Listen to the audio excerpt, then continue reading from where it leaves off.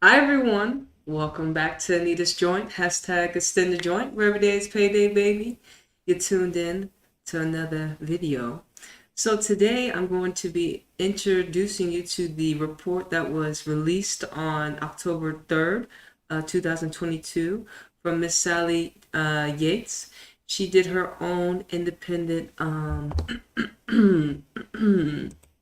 her own independent investigation to the U.S. Soccer Federation concerning allegations of abuse, behavior, and sexual misconduct in the Women's Professional Soccer League.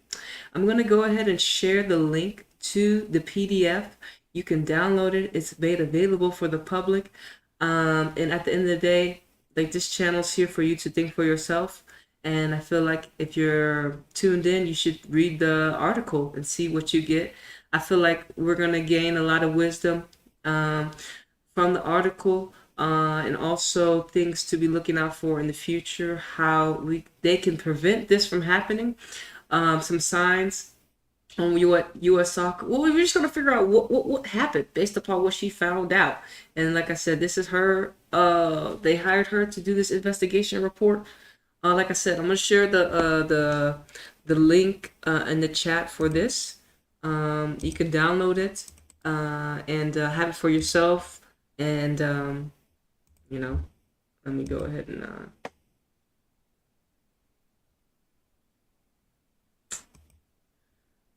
I've done. We're live, right? Hold on. Here I am. Just a second, y'all.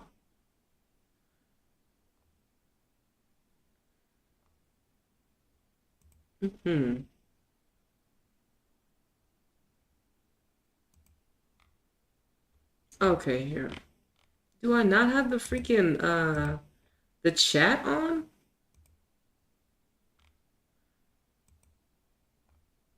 I should be able to I should be able to chat. I should be able to post this in the chat box.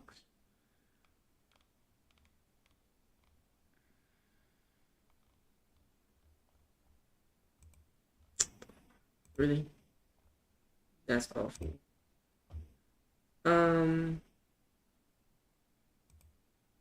It says waiting to start stream, go live, chat with people. Yeah, it's live already. Okay. I know what to do. I'm just gonna have to go to the YouTube studio.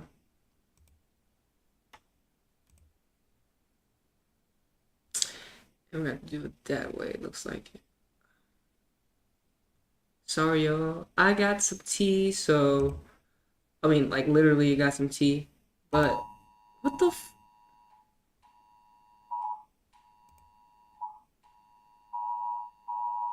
guess there's a lot of things going on. I got an Amber Alert. Okay, there we go. Okay, I put it in the chat. There you go. Alright, so that's for people that don't want to read along with me, or just read, or in general. Um, you're that is there for it. Okay, that's there for you. Okay, so let's get on into this.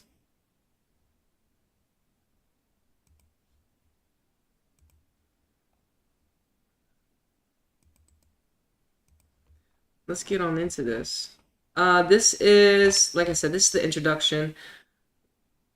Report on an independent investigation on U.S. Soccer Federation concerning allegations of abusive behavior and sexual misconduct in women's professional soccer. Damn, what a title! That's fucking crazy. Very long. This PDF was like 300 and something pages. And I honestly, before I went to before I went to work, I was reading a little bit of it, and I had to stop because, of course, I was like, "What the?" But let's go ahead and get this. And if you don't like my reading, you're willing. I mean, you're able to leave and read the article by yourself. Ooh, it's hot. All right, my readings. I graduated, but hey. So, executive summary. On April 21st, 2021, the head coach of Racing Louisville, Christy Hawley, requested that a player, Aaron Simon, attend a game film session with him alone. She knew what to expect. When she arrived, she recalls Hawley opened his laptop and began the game film. He told her he was going to touch her for every pass she fucked up. He did. Simon reports that he pushed his hands down her pants, and up her shirt. She tried to tightly cross her legs and push him away, laughing to avoid angering him. The video ended and she left. When her teammates picked her up to drive home, Simon broke down crying. And I'm not familiar who Aaron Simon is, but thank you for sharing the incident. This is your testimony, and we want everyone's voices to be heard. I'm saying we're here for everyone. I was talking about this with some of my other coworkers. We were talking about how, the Olympic ladies, the gymnasts, and how they, of course, made their own testimonies on stage and how young they were. And, this is another, but this is the older group. This is people like, well, let's say girls like me and you, or women like me and you, grown women, and grown men. It's crazy. But anyways, Hawley is not the only coach to have abused an NWSL player, and Aaron Simon is not the only NWS player to have been abused. About 5 months later, on September 30th, 2021, The Athletic published an article about Paul Riley, one of the winningest coaches in the league, entitled, "This Guy Has a Pattern." Amid institutional failure, former NWSL player accused prominent coach of sexual coercion. The article reported that Riley left the Portland Thorns in 2015 following an investigation of a complaint by Melina Shim, a player whom Riley sexually pursued for months and benched after she declined his advances. The league reportedly knew of both Shim's report and the investigation that led to Riley's departure from the Thorns.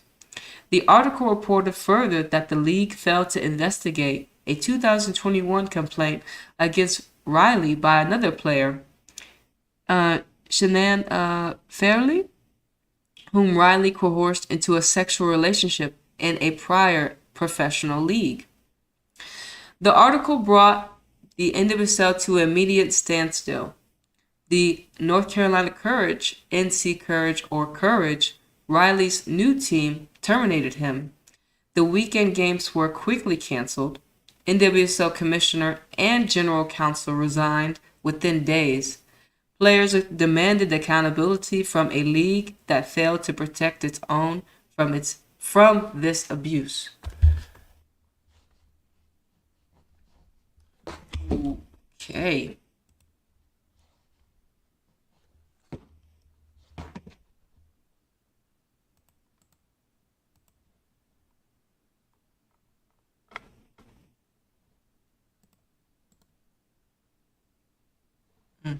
My bad.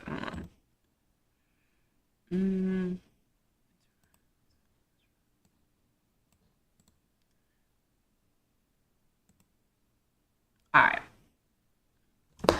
By the end of the 2021 season, half of the league's teams had parted ways with their head coaches following player complaints. Wow, that's one powerful sentence. By the end of 2021 season, which was just last year, right? Half of the league's team had parted ways with their head coaches following player complaints. So last year we only had 10 teams. So 5 out of the 10 teams, players were being abused. And that's awful. It shouldn't be 50-50. It's horrible. On October 2nd, 2021, the U.S. Soccer Federation, the official governing body of the sport of soccer in the United States, reinstated Sally Q. Yates and King and Spalding LLP to conduct an independent investigation into allegations of abusive behavior and sexual misconduct in women's professional soccer.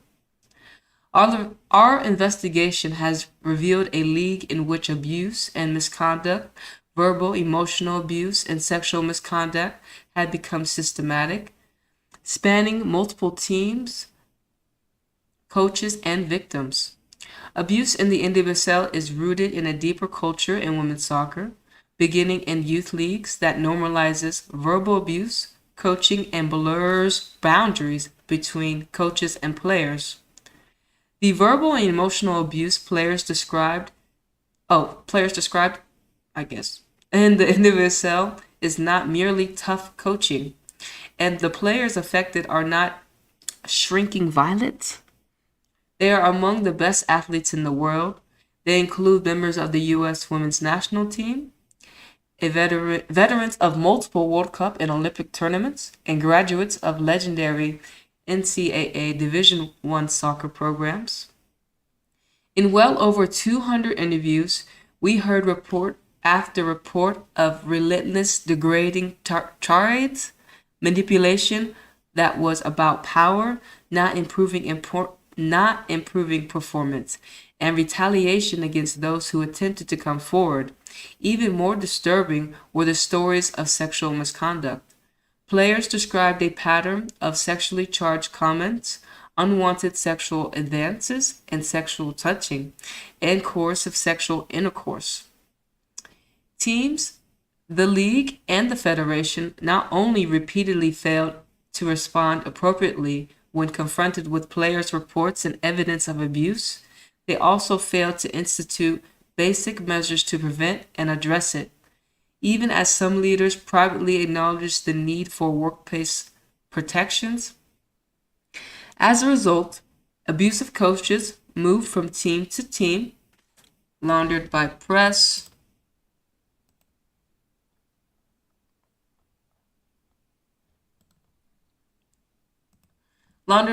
releases thanking them for their services and positive references from teams that minimized or even concealed misconduct.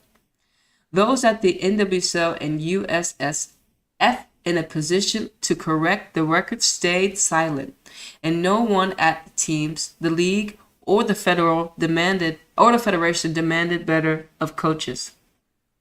Investigation process and scope. USSF reinstated our firm to conduct an independent investigation concerning allegations of sexual abuse and other misconduct in the NWSL. Our mandate was to follow the facts wherever they led and issue recommendations geared towards ensuring that the misconduct does not reoccur. Our investigation was independent of interference or influence, and our findings and recommendations are our own. Although our investigation was broad, its focus was in WSL. As a result, when we received information related to other parts of the soccer landscape, for example, youth soccer, we pursued those facts only to the extent they were relevant to our investigations concerning the NWSL. I don't know. So that means it looks like Sally Yates is going to have to do another report on the youth soccer because the children are our future and our future leaders. And if we have adults being abused, the children must be protected. So I think she may need to go ahead and follow more on that trail when it comes to youth soccer because it should not stop, especially if you found things that are concerning. If you found things that were concerning that led to the NWSL through youth soccer, you need to be able to do the same report. And I feel like if this article or her findings were as in depth as we think we're going to read into, the youth soccer has to be the next mission because the girls and boys stories need to be heard and we need to get these predators out of here. and they need to be, of course, removed from any. You shouldn't be allowed to be near children. You lost that privilege. We had no power to compel complaints from third parties, including teams or coaches, whether for the purpose of collecting documents or conducting interviews. Certain witnesses, including a former commissioner of the NWSL, Jeff Blush, never responded to our outreach. Jeff, what you hiding, fam? Why you hiding? Why you hiding? Why you hiding? Why you hiding, Jeff? Why you hiding? Call Jeff. Why you hiding, Jeff? You got something to hide? I bet you do. Others refused to be interviewed, some because they feared retaliation. I bet they did. Still others, including former USSF Chief Executive Officer Dan Flynn, agreed only to respond to written questions rather than sit for an interview. Certain teams did not fully cooperate. Notwithstanding public statement to the contrary, the Portland Thorns interfered with our access to relevant witnesses and raised suspicious legal arguments in an attempt to impede our use of relevant documents. Racing Louisville FC refused to produce documents concerning Christy Hawley and would not permit witnesses, even former employees, to answer relevant questions regarding Harley's tenure. This is awful. That's awful. Portland Thorns and Racing's a new team, but Portland, one of the most winningest teams ever since I've been watching them. They've been successful. Portland Thorns, y'all guard predators. Y'all keep predators safe. Racing Louisville, y'all are new. How is it that you start your tenure with, you have predators, you haven't predators? You're a new team. That's the way you want to start your franchise, with predators? It's awful. That's really awful. That's awful.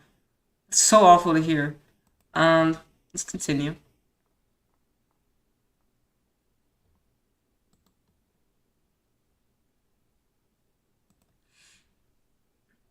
I know they had said something about a non-disclosure or something like that.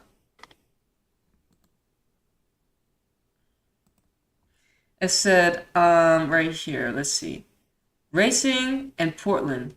The Portland Thorns interfered with our access to relevant witnesses and raised suspicious legal arguments in an attempt to impede our use of relevant documents. Racing Louisville refused to produce documents because they probably didn't document them. Racing Louisville FC refused to produce documents concerning Christy Hawley and did not permit, because they probably didn't document anything that the lady said. It was probably word of mouth. That's why they didn't have nothing to produce. Maybe. That could have been one angle. Or they just didn't want to give away papers.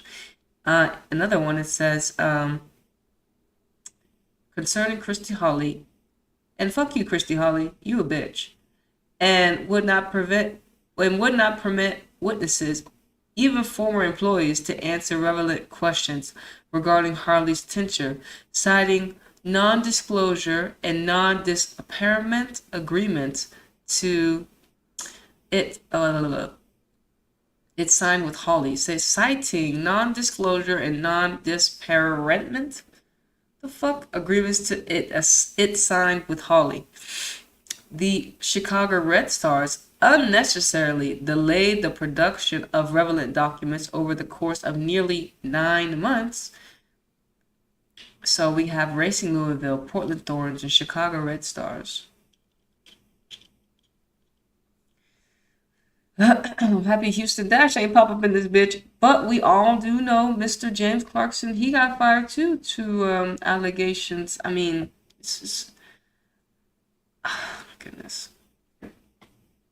Despite those challenges, our investigation was broad and thorough. Our investigation's most significant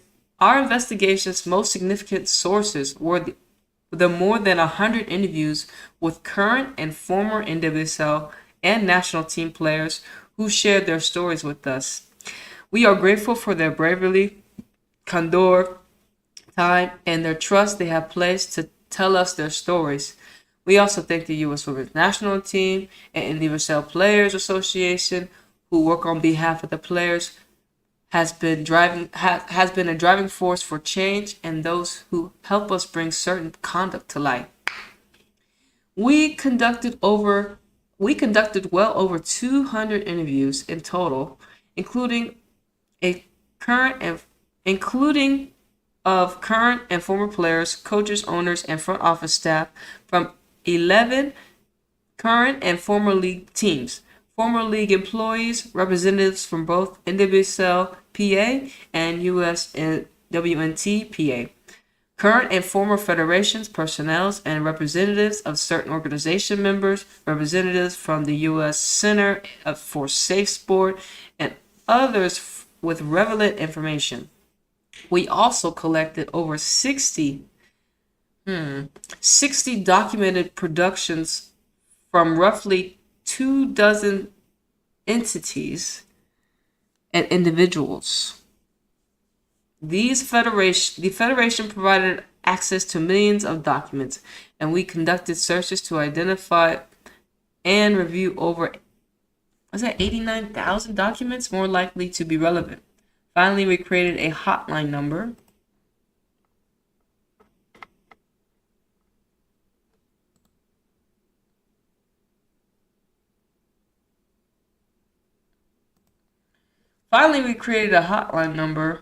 Oh, fudge.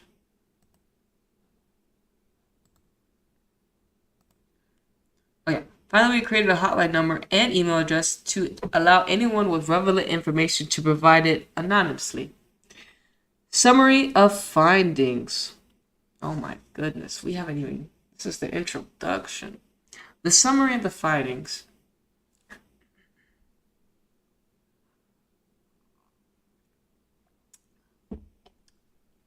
From the league's inception, teams, the NWSL, and USSF failed to put in place basic measures for player safety. The USSF founded the NWSL in 2012, and the league played its first games in the spring of 2013. By all accounts, the league came together quickly and largely as a result of USSF singularity.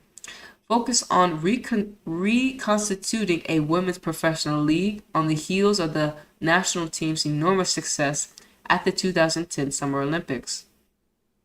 But the infrastructure and planning that would be expected when starting any professional league sport was not in place, including a vision who would run it.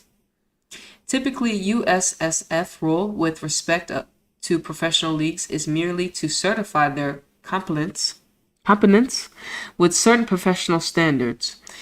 It plays no role in day-to-day operations of the league and does not govern the teams or owners in the leagues. In founding the NWSL, however, USSF adopted a different role.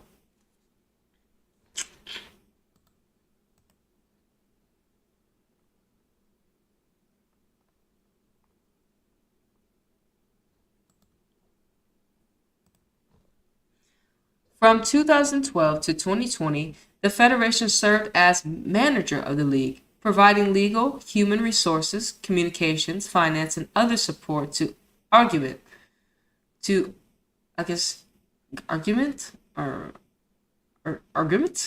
league's underfunded front office. USSF also footed the bill for some of the league's expenses, and until 2017, the NWSL shared office space with USSF. At various points, USSF leadership was in regular and in certain periods near daily communication with the league's leadership.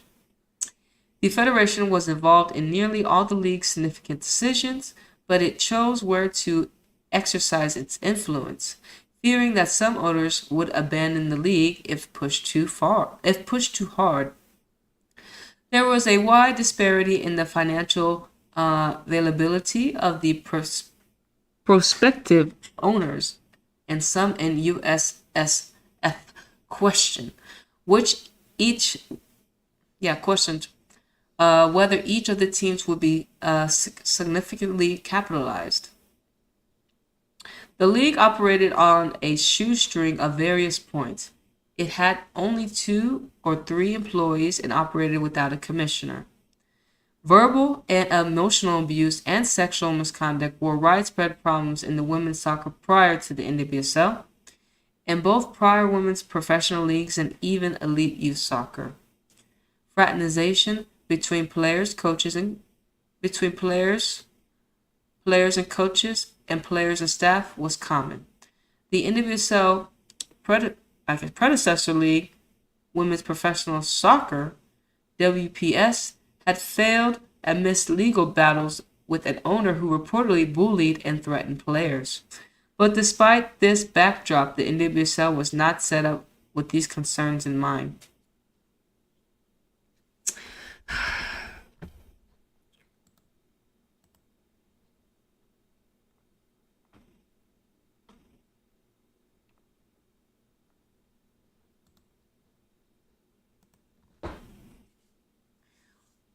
The new league, although the owners who governed it and the federation, which acted as the manager, failed to take any steps to protect players from these problems, they did not institute the most basic of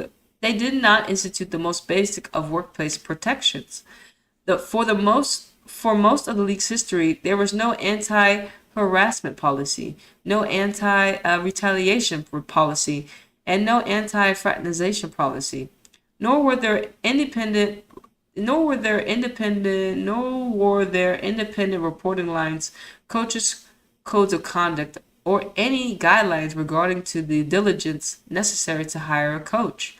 Most teams did not have human resource functions, and if they did, some teams did not believe in those services were available to. If they did, some teams did not believe those services were available to players. Until the NWSL instituted an anti-harassment policy in 2021 at the players' instant, the league held only 2 workplace harassment trainings. Ultimately, teams, the league, and the federation gave little thought or attention to basic player protection. The focus was keeping 8 teams on the field to ensure the league's survival.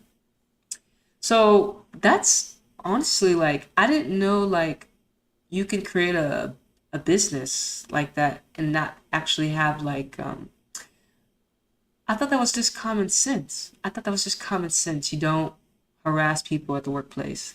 And these things, these rules and regulations, these are not things they should have to write out and on paper for people to follow. But since, we live in a matrix in the law and shit like that, you need to write that. You can't sexually harass people you work with. In reality, we know that's true. You don't do that. But I guess, and we're looking at it in a different perspective. We're looking at it legally, I guess. I'm not a lawyer. I'm just an observer. I'm an observer that watches NWSL. And I just want to know why all these things are going on. And but that's honestly ridiculous. So you're telling me I can create a business and not have any sexual harassment policy set up, none of that stuff, as long as I'm as long as I'm paying the bills, or what? Is that it? You telling me y'all need to have it on paper that people shouldn't be harassed, that people shouldn't be touched at work? Is that what they're telling us? That we need that on paper? What kind of shit is that? That doesn't make any sense. But that's the Matrix. And you're like, what the fuck? That doesn't make sense, but that's the Matrix. The Matrix plays mind on you. So this is what they're telling us. Common sense is people shouldn't be harassed at work. People shouldn't be being touched at work. People should keep their hands and feet to themselves. You got to be very careful who you mingle with nowadays. But especially if it's unwanted advances. I'm not saying everyone wanted to get touched But if it's unwanted, that's for sure. No. And especially, coaches are not supposed to be fucking players, and players are not supposed to be fucking the coach. That's simple. You don't need a policy for that. You don't need. Does that need to be on paper? That's the thing about like when people fuck their boss. You know what I'm saying? People fuck to get up. People fuck to get to the top. You know what I'm saying? So this is what you need to have this written out in a corporation or whatever the fuck. It's not just common sense not to do this shit. It needs to be written out, because people then, if it's written out, people won't do it, but people will do it because it's written out in many locations, but people still do this. So that is both sides of the coin, and honestly, it's just like, what the fuck? So that's pretty crazy. And then it said that USA Soccer was more like a manager type, and then NWSL had their owners, so they were privately funded, more like they were funded by by people that had money, pretty much. And that's cool. That's cool. But, don't hire predators. Don't hire people that are predators. So that's very interesting to hear. And honestly, it's common sense.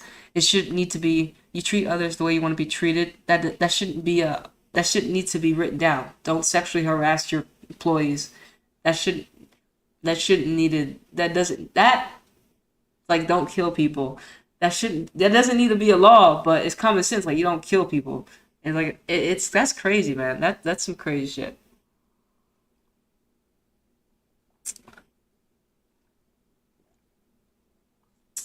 Okay. And Miss Sally Yates, she's a Leo. She's Leo. She was born and she's 62 at the moment. She was August 20th is her birthday, so she has the Leo sun sign. So I'm not saying her words will be dramatic, but I'm a Leo rising, so us Leos. Anyways, let's get off the astrology topic.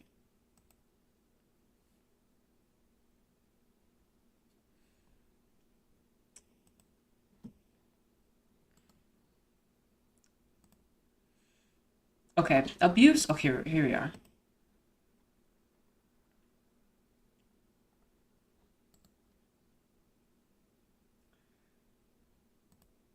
All right. Abuse in the individual cell was systematic. Without basic protections in place, what followed was inevitable, which is actually, it doesn't make sense. It doesn't make sense. Like, you don't, to me, in a way, you shouldn't need papers to say don't abuse your players. Treat others the way you want to be treated. But this is clearly what they're saying, because there was no paperwork saying we can't do this. They were able to do that. That's pretty much what I'm reading from this system. This first sentence. Abuse in the cell was systematic. Without basic protections in place, what followed was most inevitable, was a systematic abuse of players. Because they're saying there was no quote-unquote paperwork saying, coaches, you can't talk shit, you can't do this to players, you can't fuck your players. And players, you can't fuck your manager. And we should know that, right? Because then it's like, why are you fucking your manager for? And why is he trying to fuck you? Especially in general sports, but in any job setting. It's just, it doesn't look good at all. It doesn't look good. It doesn't look good. But to each his own. Fucking A. It just doesn't look good. And then, like I said, if it's unwanted, it's infinitely doesn't look good. You know what I'm saying? It doesn't look good at all. But that's pretty much what she's saying. This is what I'm getting from it. Last season, half of the league's 10 teams separated from coaches following player allegations of misconduct. We addressed three of those circumstances in depth below, yet our investigation revealed numerous other incidents of misconduct, including verbal and emotional abuse, sexually charged remarks, and coercive sexual conduct. Some of the misconduct dates to predecessor leagues and some to youth soccer. The roots of abuse in women's soccer runs deep and will not be eliminated through reform in NWSL alone. And even though we're focusing on the NWSL, listen, we when I did the Paul Riley video, I told you we live in a wicked world. Sexual misconduct, sexual coercion goes on in all the whole world. The whole world. We there's a epidemic. There's a pandemic of people invading people's boundaries, especially sexually and especially children-wise. You know how many children are touched in the systems that the government have set up for their protection. And so I'm not surprised it's in sports as well. But yes, we live in a wicked world in general. And in abuse, emotional, sexual, is all these things that she's saying: verbal abuse, emotional abuse, sexually charged remarks, coercive sexual contact, is something our society has thrived upon and has been built upon based upon the way they have created the world that we live in.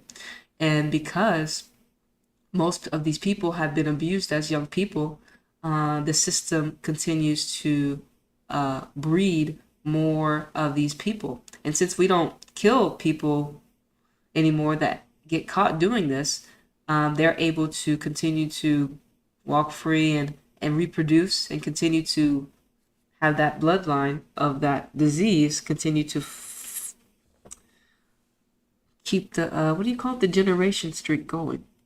But you have to know that this is the world that they have created, the shadow government. This is we're looking at women's football because that's what the angle we're looking at it in.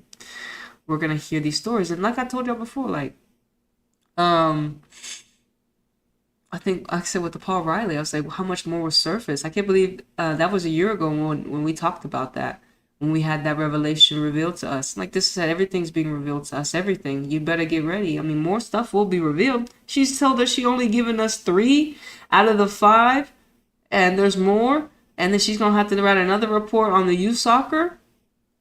And we just talking about soccer, and then we're just talking about women. How many boys are being abused? You know what I'm saying? Because it's not just girls that get abused. It is boys as well. We got to protect these children out here. We got to protect each other. But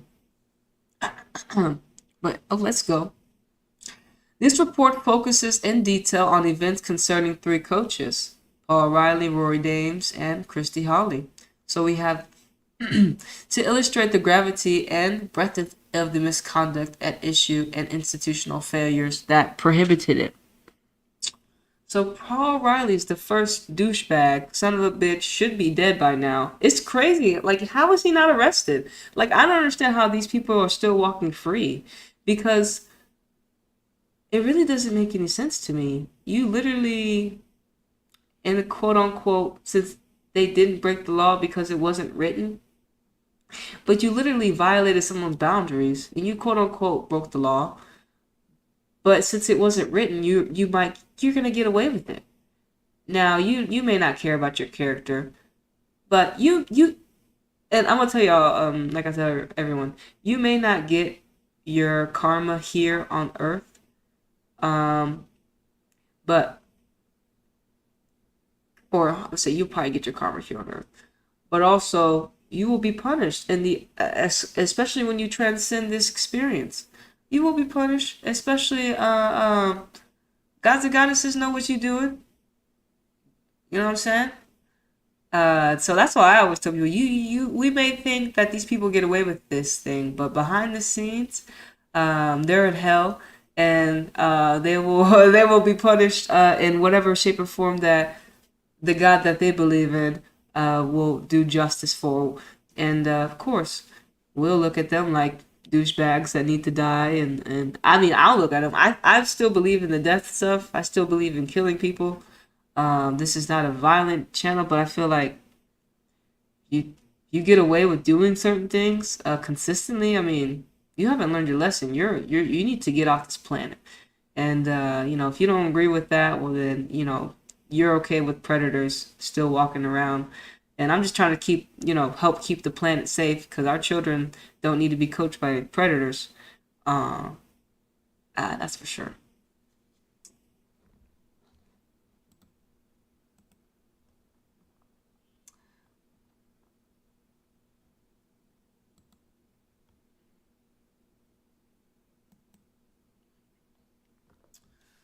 Paul Riley, one of the winniest, one of the bitchiest bitches, one of the winniest coaches in the NWSL, owned a successful youth club. Holy shit! And he probably touched half those people. Good fuck sakes. Um, Owned a successful youth club and ran a soccer school for youth players. Behind his success on the field is a history of verbal and emotional abuse and sexual misconduct. He leveraged his position as head coach at the Philadelphia Independent to coerce Sinead Fendley and two other players into sexual relationships. We also received credible reports of sexual misconduct with other players, but we did not sufficiently corroborate those accounts to include them here. Although allegations of sexual misconduct against Riley were brought to the attention of leadership at the league and/or the federation every year from 2015 through 2021, much of Riley's misconduct remained under wraps until the Athletic article was published. Numerous players reported that Paul Riley created a sexualized workplace throughout his tenure in NWSL. Riley frequently talked with players about sex and encouraged them to do the same. He fixated on players' sexual orientations and targeted players with grooming behavior and late-night texts, drinking, and flirtatious comments about their appearance. Riley's abusive conduct was considered an open secret, but never prompted an institutional response. So from 2015 to 2006, he had an open secret. And that's what's very scary. If you're to know that a predator like him, he could be out and showboat about what he's done, and he knows that he has the power to be able to be shielded, because like I said, we know who quit right after everyone got revealed. He was protected by the people that of course were higher up. Only predators stick together. All of them were predators. You could be a predator if you're a man, and you could be a predator if you're a female. And the people that were protected him were also predators. I don't know predators that don't know other predators. You know what I'm saying? They roll together. And this is what it was looking like. This was a pipeline. NWSL youth soccer was a pipeline for these predators, of course, to get involved with inappropriateness with young children and young women and we're talking about NWSL, so young girls and young women. And this is crazy. How many kids' lives did he fuck up? Well, we really never really know. Really. 2015 to 2020. It's awful. It's awful. And it was before that as well. We just got some numbers. It was before that. How old that guy is. Oh my goodness. In 2014, after Riley's first season as head coach of the Thorns, the NWSL issued an anonymous player survey in which players identified Riley as verbal abusive, sexist, destructive, and stated he shit on players every day. The survey results was shared with the NWSL executive director, Cheryl Bailey, USSF's president, Sunny Gundy, and Flint, but no one provided them to the team. And no action was taken. The same year, national team players reported to Gundy and Jill Ellis, national team head coach, that Riley created a hostile environment and belittled and verbally abused players. So you're saying that same year, 2014, National team players reported to Gunletti and Jill Ellis. Jill Ellis, that's in charge of San Diego Wave. Jill Ellis. That Jill Ellis. We talking about World Cup back to back. Jill Ellis. That's what we talking about. The San and isn't she in charge of San Diego Wave right now? So you're telling me in 20? Well, why is it Jill Ellis? Jill Ellis. You knew about Paul Riley too? Jill Ellis. That same year, 2014, national team players reported that Guletti that Angel Ellis, national team head coach, that Riley created a hostile environment and belittled and verbally abused players. The feedback was distributed to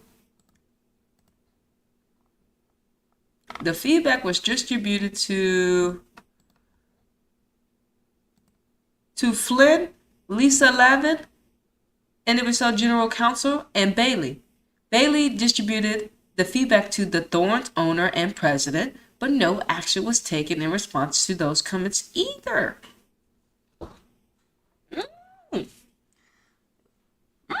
And my thing is, it's because they weren't loud enough. Also, they say, oh, you weren't loud enough. No, y'all didn't make enough noise. Y'all didn't make enough noise. You gotta stand up to these bitches. Slap them in the face a couple times. You gotta shame them like they shame you consistently. We gonna call if I ever see Paul Riley, I'm gonna call that nigga out. If I ever see any of these predators, I hope they go bury their dick and pussy and die or something like that. But if I ever see these motherfuckers, I'm gonna be like, that nigga's a predator. Stay away from him. I put my phone out. That nigga a predator. I don't give a fuck, nigga. You ain't changed. You ain't been to jail. You ain't changed. How we know you changed? No, you still walking around thinking you got away with shit. No, nigga, fuck you. Fuck y'all. And that's how they do. They teach us, they say, you can actually look it up. They say 3 to 4 predators get caught. That's it.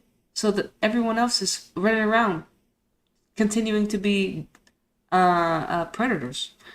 They say only 3 to 4 of them get arrested because most people don't want to come out and speak about it. But, like I said, anyways. So Portland Thorns have and we're seeing today that apparently the commissioners of both teams have been removed from their chairman board, stuff like that. And my thing is, everyone needs to be removed. They're like, how powerful were they? And that's the thing. How powerful were they? And what makes you powerful in these positions? Is it money? Is it who you know? You know what I'm saying? Let us know what makes these people so powerful that the voices that are screaming the loudest are being muted. You know what I'm saying? Do they got the cash to splash? Is that it? Because I feel like it has to be more than just the money. You know what I mean? They may have some people on tape, blackmail. They know, you know what I'm saying? That's what we have to look at. Also, we need to know what do these people consider power, so we can attack that angle. We need to know the enemy in every shape and form, because the enemy is always studying us. We gotta study the enemy and look that bitch in the eye. Tell them you're not gonna get away with shit, bitch. Not these days. Not no more. The people have found their voices. We have found our voices. And that's beautiful, because we've always had them. We just didn't use them because we were told not to. We were told to shut up. But now we're just, fuck you, bitch. Oh, no, we speak it now. We got social media platforms now, nigga. No, we gonna say what we gotta say, bitch. And I'm really happy that everyone, those that are willing to, open up and say their testimony, we're with you. We're 100. Like not only is whoever you walking with you, but we see you out here sharing your story. We gonna be with you too. We gonna give you that healing right back and tell you, we got your back. You know what I'm saying? Because that's what we're supposed to do as a collective. When we see some shit that's fucked up, no matter what job you're in, we see some shit that's fucked up. I don't want that shit to happen to me. We need to use this as an example to never allow this shit to happen.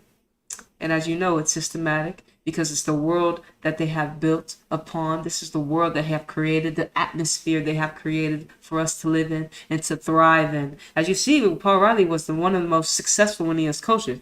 So he built a culture of thriving off sexual misconduct, sexual coercion, emotional abuse. He was still able to be successful because he cultivated a very demonic culture.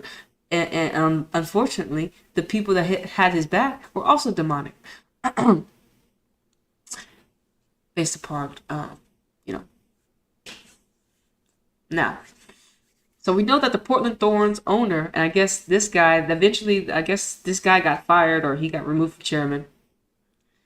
They were still putting up a fight. You know what I'm saying? They still were fighting. That's how the enemy will fight you till you. Hopefully they're in handcuffs or something. Anyways, the following year in 2015, Melina Shem emailed the Portland Thorns front office and Jeff Bush, the NWSL commissioner, reporting Riley persisted and unwanted advances and his retaliation against her when she stopped. That following year, in 2015, Melina Shem emailed the Portland Thorns front office and Jeff Bush, NWSL commissioner, reporting Riley persisted and unwanted advances and his retaliation against her when she asked him to stop. Bush shared Shem's email with USSF leadership, Gilton, Flynn, and Gleason, and Levine. Levine was regularly appraised by the review conducted by the Thorns into Shem's allegations and received a copy of resulting report, 2015 Thorns report.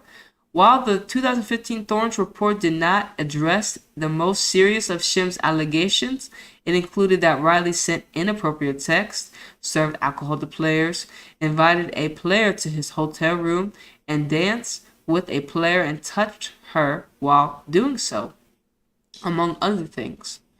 Although the team terminated Riley, it announced publicly that it had elected not to renew his contract and thanked him for his service.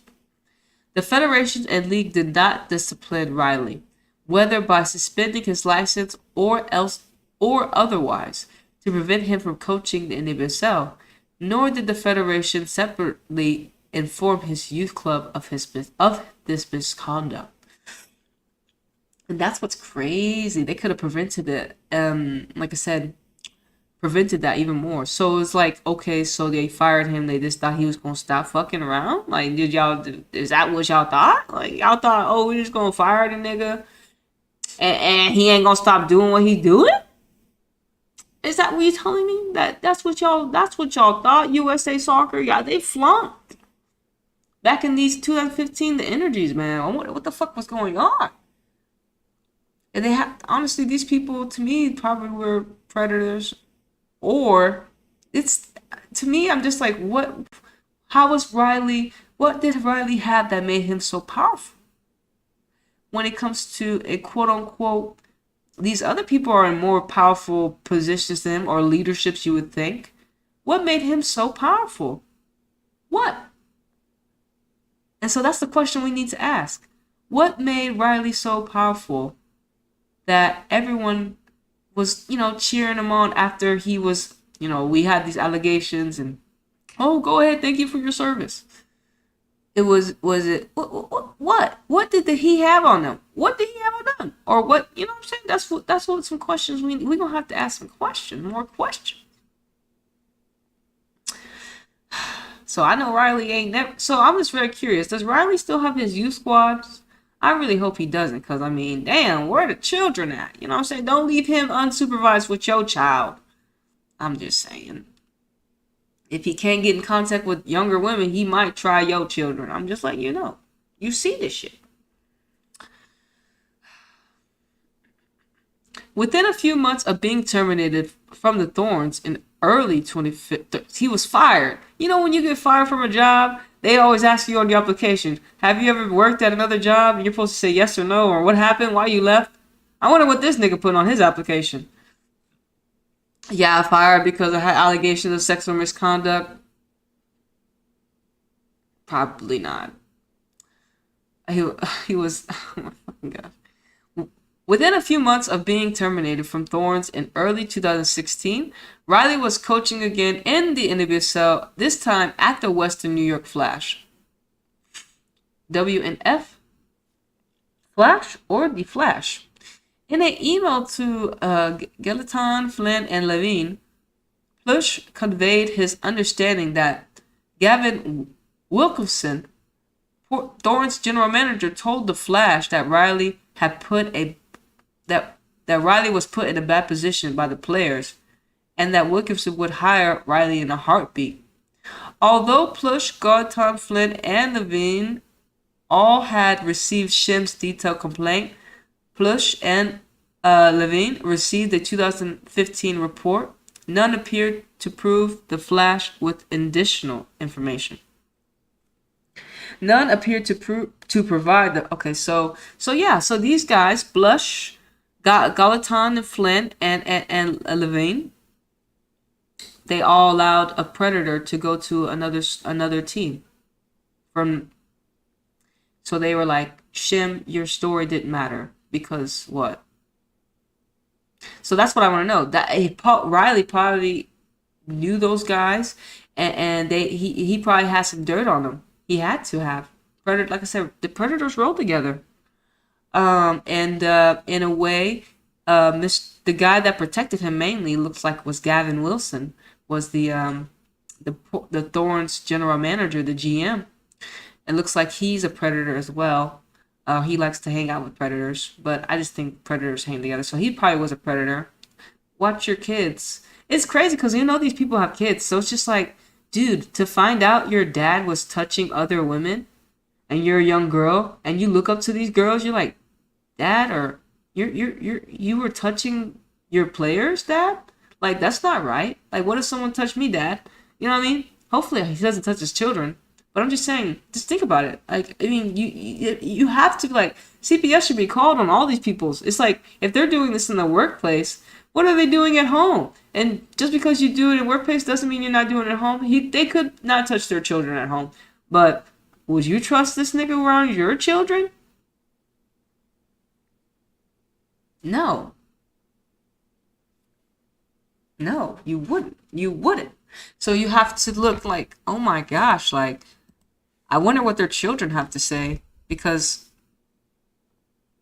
it's very, if they have children, hopefully they don't have children, hopefully they didn't get, but then again, I bet most of them do. And who's your wife? Fucking A, like, are y'all married? Holy shit. That's another thing. Your friends and family ain't cut you off yet? That's what I'm saying. I'm just saying, like, you still have friends, nigga? The only friends you should have is all the niggas y'all got fired with. That's the only friends you should have. The people you got fired with, people that resigned and ran away with. Those are the only people they should be fucking with, honestly. Those are the only people be like, hey, you know what I'm saying? Give them a fucking high five. So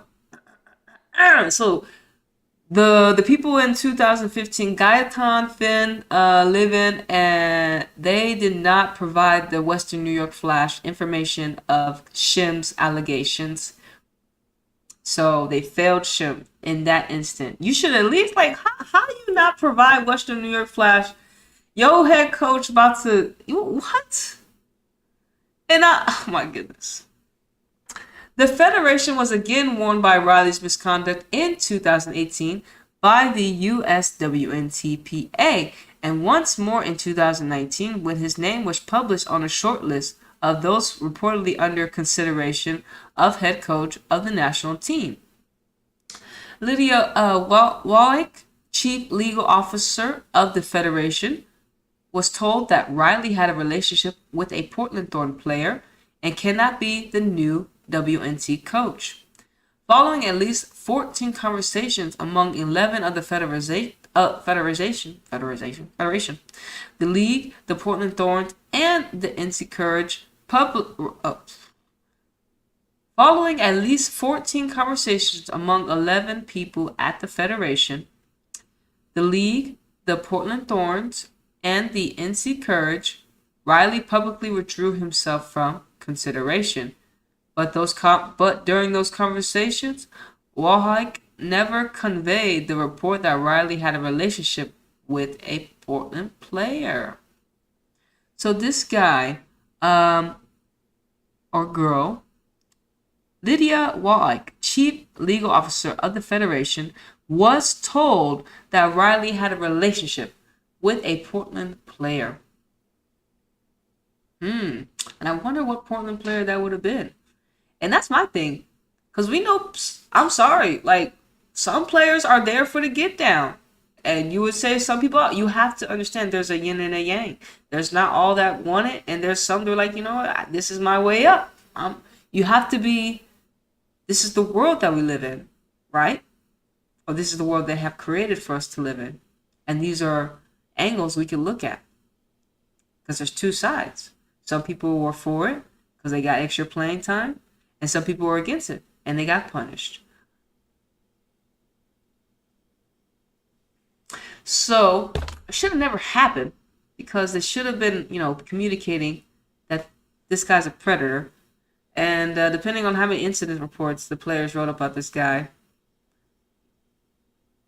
he wasn't even at the Portland Federation. It's like, how was he still being protected with the North Carolina Federation and the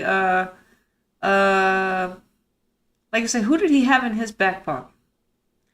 Shadow government. What did y'all promise Riley? And you know what I'm saying? I want to know, what did y'all promise him? Anyways, Riley, they didn't promise you shit because now you shit, nigga. You ain't shit, nigga. You ain't shit. I'm just saying, based upon the article, you ain't shit. But a predator.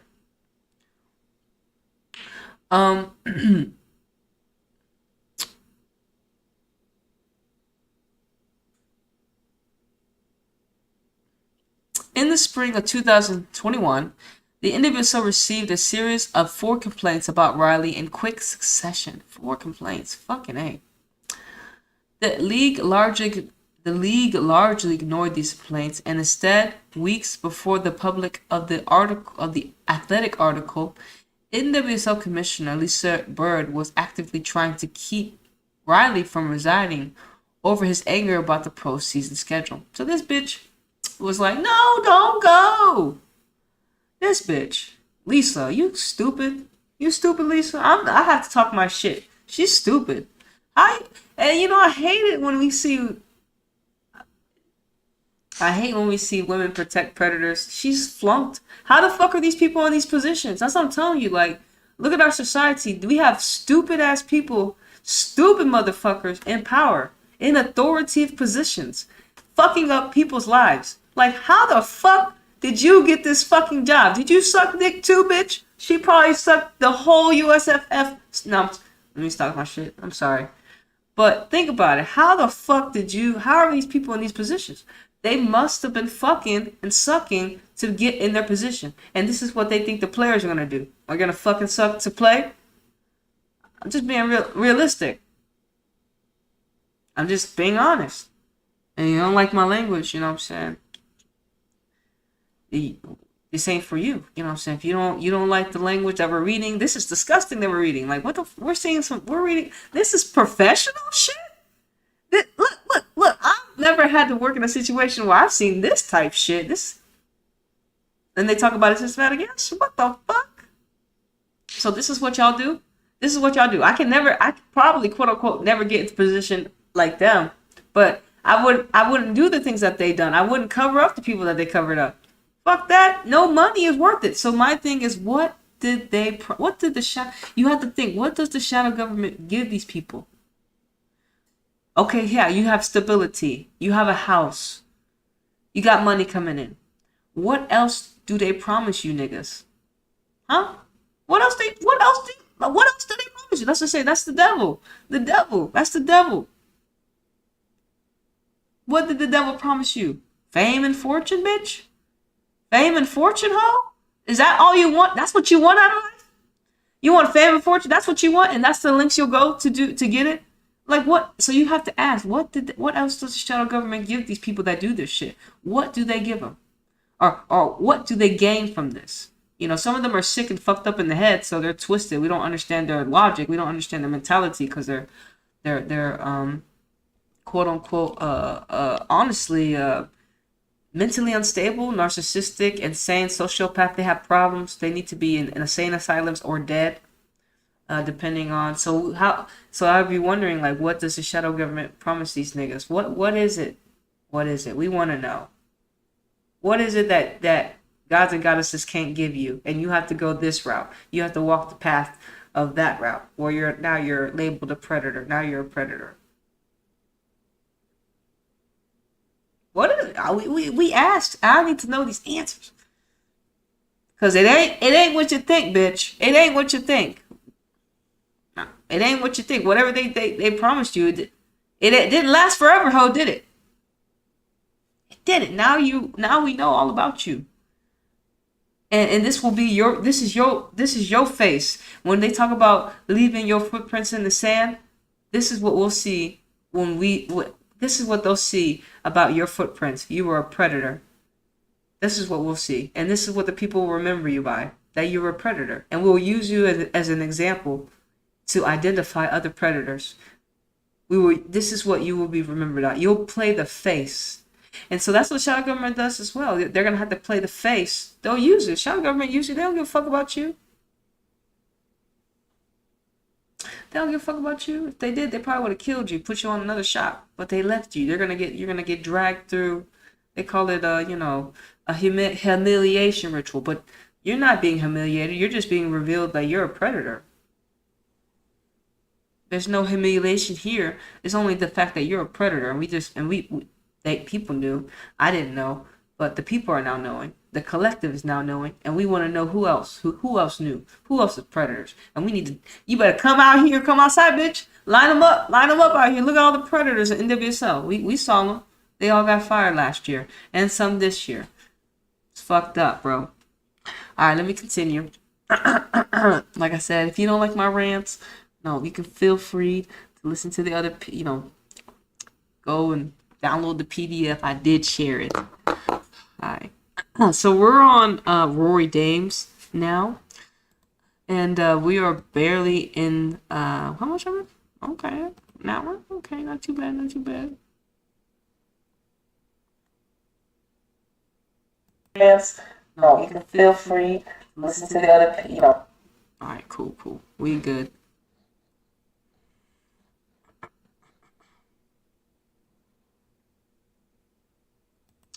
Oh, it's 11. I'm still feeling good. I'm not tired just yet, so I want to continue to read.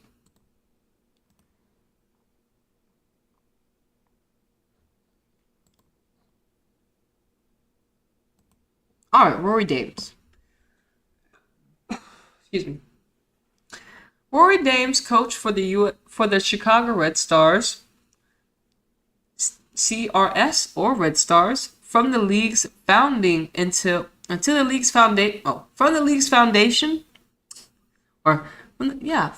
founding until his resignation on November 21st, 2020. During Dame's first few years with the team, he was an unpaid volunteer. The team never performed a background check, and they do not undertake due diligence prior to his hire, relying instead on reputation of his youth club, the Eclipse Select Soccer Club. What you talking about? So y'all don't run background checks on these niggas? What you talking about, Matrix? That's fucked up. But every job we want, we don't have to run a background check. But y'all don't run background checks on these niggas? Why? It's because you think they don't have a record because they're on reputation? So you be going off niggas' reputation, off niggas' clout, instead of checking their background? And then we understand, like, you could cheat a changed civilian. But, like, why would you... Like, I thought every job ran a background check, especially working with kids and... What the fuck? Shadow government, y'all don't run background checks to become a soccer coach? In the BSL? You telling me y'all ain't gonna run my background check? You telling me anybody can be a fucking football coach if you got some experience? Is that what you telling me? Is that what you're telling us? Very interesting. As successful as his youth soccer club was, Dames was equally renowned with his tirades against the young girls who played for him. Former players recalled him screaming and calling them cunts, fat ass, pussy, retarded, and bitches. Separately, former Eclipse player informed us that Dame sexualized teams' environments, in which he spoke to players about foreplay, oral sex, and their sex lives, crossed the line to sexual relationships in multiple cases. Though those relationships may have begun after the age of consent, a former Eclipse player recalls Dames asked for massages, things like that. Natalie Romelio, who also played for Eclipse, remembers Dames making comments to another coach about the age of consent and how it was lower in some places. This guy's a creep. So he was calling them cunts, fat pussies, pussy's ass, and retarded bitches. Damn. This was a youth coach. Holy shit. And y'all talk about my language, but this is what was going down behind the scenes. This is what he was calling some of the young girls. It's awful.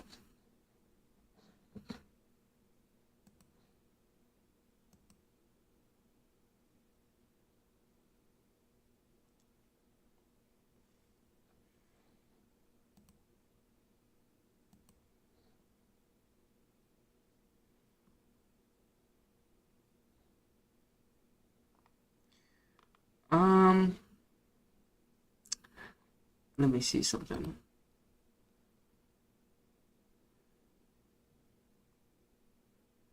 Ooh.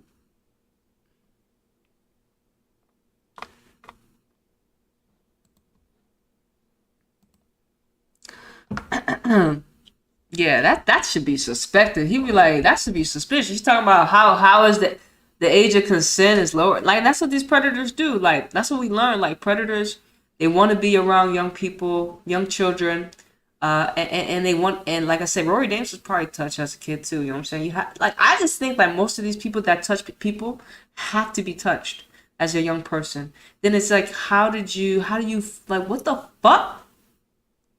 What the fuck? That's my opinion. Like, you have to be had like abused. Like, and this is why you abuse other people, or something's wrong. Something's wrong, of course, with you.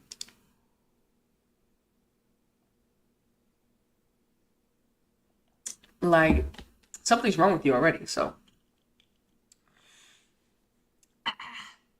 soon after he began coaching in the BSL, several players attempted to raise their own concern regarding Dames with the Red Stars, the league, and the federation. For example, in 2014, national team players reported to Gluti, and Ellis that Riley and Dames created created a hostile environment for players and verbally abused them during games. The feedback was distributed to Flynn, Levin, and Bailey. Bailey distributed the feedback about Dames to Ahmed Whistler, owner of the Chicago Red Stars, who complained that the national team players wanted this league to get shut down and simply had an axe to grind with Dames. So Ahmed Whistler, the owner of the Red Stars, who complained that the national team players, so aka the national team players, the players that get paid more, quote unquote, to him, or the players that, are not like, that haven't been called up to the national team. So he's blaming the national team players. This league, they want the league to shut down and simply had an axe to grind with Dames. So he's probably a predator as well. Like, it's just like, I wouldn't want to be associated with any niggas that was known to like touch bitches, or like to like, why did you want to be associated with people that like that are, we know that's why allegations are, you say you did something, you say someone did something to you like this, we should believe the person that tells us. It's like, why would that other person have something to lie about? And now in our society, it's like, we're going to question, what's the motive she has? What's the motive? What? An axe to grind. That's what, quote unquote, hey, this is what I'm reading about article, based upon the words that maybe, but like, you think about it, it's just like, what? Their logic makes no sense. And that's what they try to do. They'll try to make any lostness make sense. And they want you to just believe it off rip. Like, bitch, no. I have my own brain. I'm pretty sure I can think for myself, bitch. I'm pretty sure I can think for myself, ho. But, so it's, like I said, How the fuck is he the Chicago Red Stars owner? Like, who money you got, bitch? Who money you got? You got shadow government money? You went to shadow government schools? Jesuit educated? You went to all these shadow government schools, and they, like I said, the only way these niggas can get in these positions if they go through that walkway that the shadow government sets up for them, and they make them do shit. They make them do shit. Or they testing you. They gonna take your spirit. They gonna take your soul. They want to corrupt you, because we were pure, but now you're corrupted with evilness. Because you were weak. Honestly, at the end of the day, you were weak. You're weak. You were so weak that you let the devil inhabit you, and all we see is your ugly ass face. That's all we see as a predator. We see you. We don't see the devil. We see you. You know what I'm saying? People get possessed, and they're like, oh shit. But it was no, bitch. It was you. It was you. You weren't strong enough. Why the fuck? You did not have the strength, bitch. You didn't have the strength, bitch. They're weak ass motherfuckers. That's what they are. Weak ass bitch.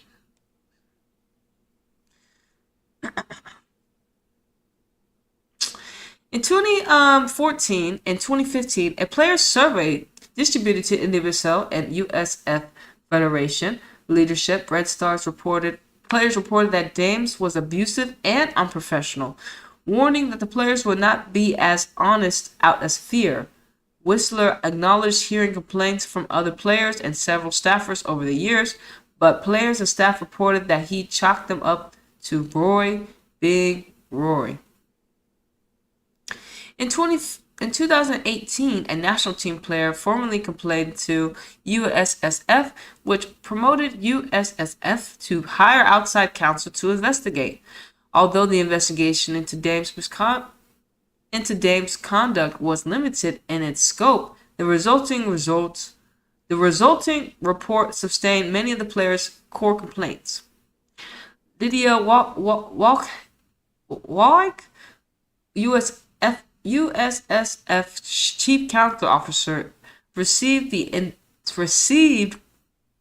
investigation report, but she did not distribute the report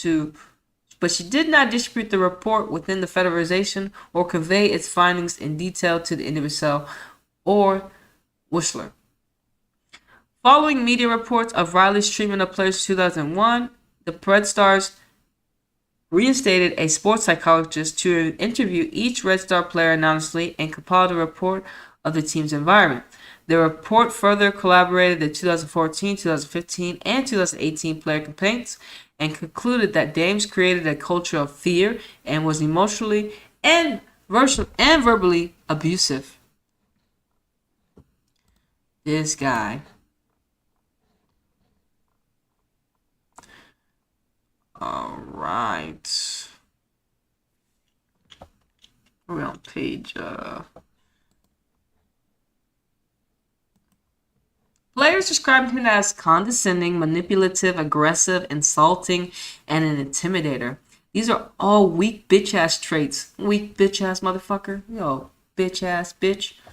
Oh, bitch ass bitch. You know what I'm saying? It sucks that, this is how they were describing him, and they could have got him out of here. But like you said, like, what did these niggas have? They had the backing they had their reputation, I guess. Now your reputation ain't shit. And now everyone that wanted to ride your coattail of reputation ain't shit either. And so that is what you get. And that's also wisdom you need to understand. Just because someone's reputation, don't be fucking riding people's reputation. Fuck that shit. Rock your own rep, bitch. And that's why you need to be your individual. You don't need to be riding people's coattails. You know what I'm saying? What the fuck is wrong with people? You fucking water your own garden, water your own seeds, have your own reputation to build upon. You know what I'm saying? Have your own reputation. Stop riding people's coattails. Stop thinking that if you stand next to someone, they're gonna make you look better. Fuck that shit. You make yourself look good. Who the fuck are they?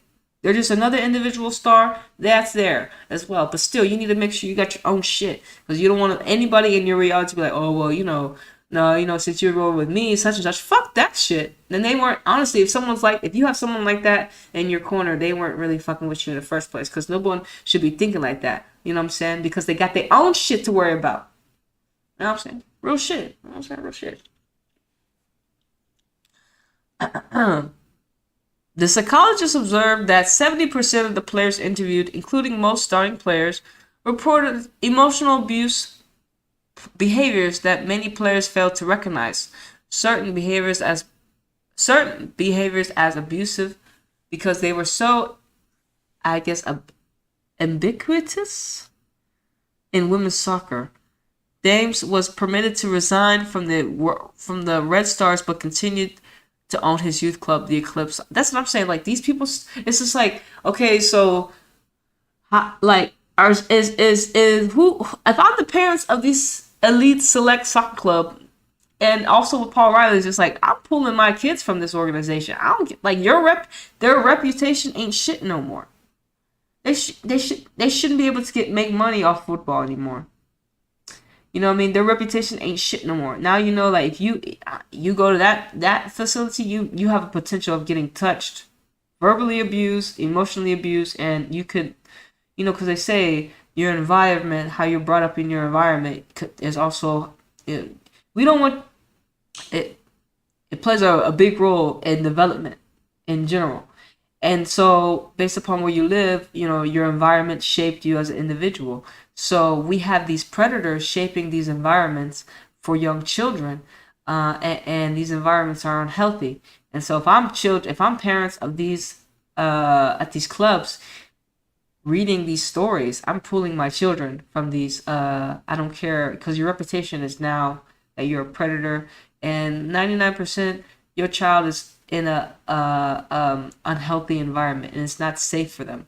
In a way, now you're. And if the parents that don't pull their children out, what are you doing? Are you a predator yourself?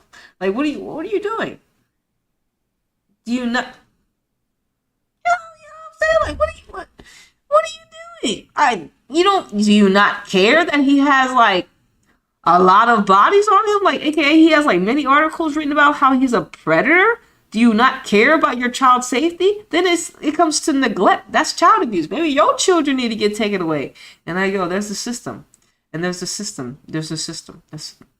So hopefully nobody's signing up for these fucking. Hopefully nobody's going to these Paul Riley's and Roy Dames clubs. And it really sucks for the people that are underneath them too, because it doesn't just affect, like, who was Dames hiring as coaches?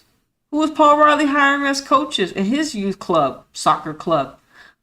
You know what I'm saying? More predators? Yeah, probably.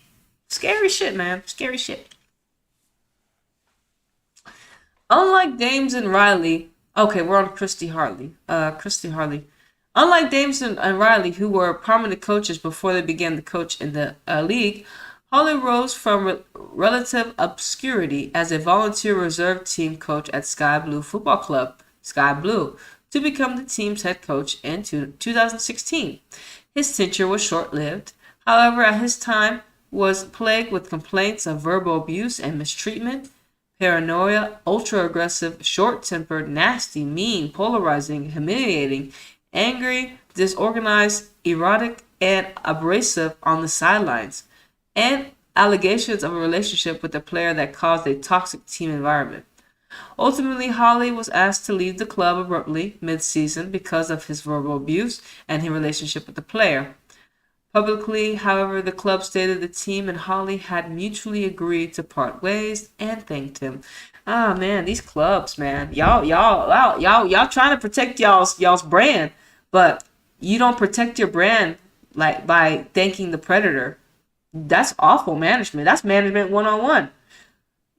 You're supposed to be truthful to the people. And that's where these clubs have to take responsibility as well. Stop lying to the people. Stop lying to us. I know you've been lied to by the shadow government, but you have an opportunity to not lie to us. Stop lying to the people. Stop lying to us. Stop lying to us. The truth is coming to light, bitch. Stop lying to us. Stop lying to us. You trying to make everything seem like, oh, it's okay, we peacefully, mutually. Oh, bitch, these are nice words, huh? But behind the scenes, that's a fool ass predator. Should be in jail ass. And who the fuck was fucking him? Who the fuck was fucking him to get in the starting line? Who the fuck was fucking him? I'm just saying. Who was fucking him, man? Racing Louisville was a new team. Who the fuck? Girls, I'm telling y'all making y'all smile, girl. Shit, Look, that is not how you become a successful professional player. You work hard and all this shit they told us at school. Work hard and work hard. But we work smarter around this bitch. But who the fuck? You can't. No, bitch. Don't fuck to get up where you are, bitch. Stop doing that. Stop doing that shit. You shouldn't be fucking and sucking to get in a position, bitch. You should. Unless that's your profession, okay? Unless you want to do that for a living. But not you a professional football player. What does sex have to do with that, bitch? You know what I'm saying? Shit. Real talk, man. Man, it's kind of fucked up to hear, like, when players have, relationships with coaches. It's just, don't do it.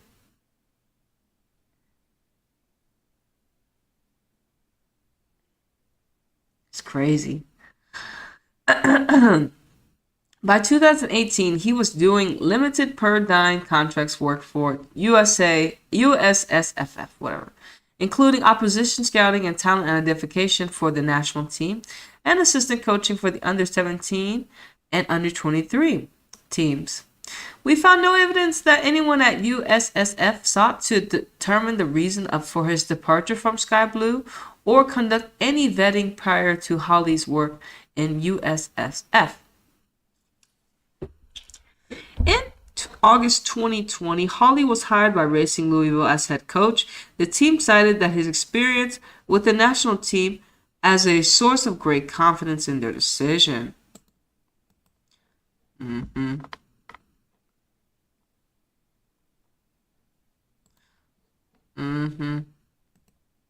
At Racing Louisville, Holly repeated the same pattern of misconduct, verbal and emotional abuse of players, and a relationship with a staff member that caused problems. And then a more serious report emerged that Holly had sexually coerced a player, Aaron Simon, while at Louisville. Holly sent her sexually expensive photos and messages and demanded her to do the same. Holy shit. I wish we had, like, actual evidence on, like, I wish she had pictures, like, you know what I'm saying, real talk. Because this is like,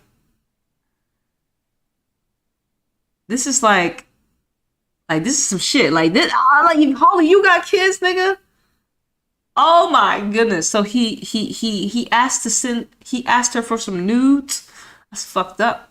While at Louisville, Holly sent her sexually explicit photos and messages, and demanded she do the same.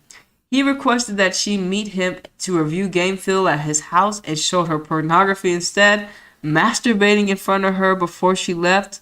In another incident, again under the same pretense of watching game film, he touched her genitalia and breast each time she made an arid pass in the video. In other circumstances, he grabbed and groped her in public, but out of view. Miss Aaron Simon, oh my goodness. I'm sorry, man. This is some bullshit right here. This is some bullshit. I honestly, it's just like, and then, Aaron, like, you know what I'm saying? I'm happy you spoke out, but I'm happy you spoke out. Damn, I wish you say, I hope she has some, I know she has some evidence for them. She had to keep the receipts. You have to keep the receipts. You have to keep the receipts. There's some traumatizing ass shit. Yo, head coach, what? Doing what? Late night film session? Hold on. You don't gotta go to that nigga's house. Fuck that nigga. Fuck that nigga. Why you gotta go to that nigga's house late? He masturbated in front of you, bitch? Ah. Now, you're not a bitch, but I'm just saying, I'm just like, to what extent do you guys say this is enough? You know what I'm saying? Do you love football that much? Because I'm pretty sure you come before football, right? And that's the thing what people need to understand. Like, you should want your environment to be safe. And you shouldn't have to keep the hush-hush. And you, like I said, like, the first time that ever happened, she should have been like, oh, hell no, my nigga. Like, oh, hell no. I'm calling everyone out. You see what this nigga talking to? Real shit. So I'm just like, damn. Like, damn. Like, and it's like, like I said, she could have. She could have. And what if she did? What? Oh my goodness. Louisville terminated Holly following a swift investigation. Although the team stated publicly that it terminated him for cause, it declined to say more. Louisville has also declined to provide our investigation. Right, they're the ones that That haven't they held out because of Holly. Louisville also declined to provide our investigation with any information concerning Holly's employment, claiming mutual non-disclosure and non-disbarment agreements signed with Holly prevented them from providing any information at all about his tenure with the team. As a result, Holly's misconduct has remained largely unknown, including to anyone who may seek to employ him as a coach. I hope no one employs him as a coach, but just hearing this right here about Erin Simon, she's got all the facts right here. This is enough. This is enough. You know what I'm saying? And so Racing Louisville, you're bitches. You're fucking whoever's ownership race talking about. Oh, we have a non-disclosure fee. Are you? Do you want to help the investigation? You just trying to make your team look good, bitch. No, Racing. Fuck y'all. And I fuck with Racing too. I really did fuck with Racing. I really did. I really did. Now you're making like it's like damn y'all making y'all team look awful and shit. I wouldn't want to play for y'all. I don't want to go play for teams where y'all hire predators, or I have a possibility of having to watch pornography with my head coach, or and get touched for every bad pass that I make. What the fuck? What the fuck? That's crazy, bro. This is some crazy shit right here, bro. But we're not crazy. We're just waking the fuck up. We're just waking the fuck up of this fuckery. We've been asleep. Well, I didn't know any of this shit was going down, but apparently it's been going down since 2014 and shit. Shit. Oh. Oh my goodness. Oh my goodness. That's awful. So they pretty much, like I said, these type of predators are even more scary because they don't have anything on their background, right? So it's not like it pops up, oh, you're a child sex trafficker, or you're, and that's scary because you'll never know. Like I said, only 3 to 4% of these people get arrested, so 98% of them are walking around with us, and you just never know who they are, And so, with that being said, the fact that they don't have quote unquote something on their record, they're not profiled as a threat or as a predator, and they're the ones that we should be looking at. They're the biggest predators because they don't have nothing on the target. On their background. If we know you're a sexual, if we know that you're a child predator or a predator, we know that. We can look it up on your background. You've been arrested for that shit. Okay. We looking at you. And you probably wouldn't have got a job and that. But like I said, behind the scenes, this is how they get. They mask. They're demons, shapeshifters, demonic. You know what I'm saying? That's scary. That's very scary. You know what I'm saying? You got a clean background, but behind the scenes, you a fool-ass predator. That's very scary. You don't even know what you're getting into. All we know is based upon your reputation, you're a predator. Based upon your reputation. And that's scary enough, bitch. I don't give a fuck. You the winniest coach. But based upon your reputation, you're a predator, bitch.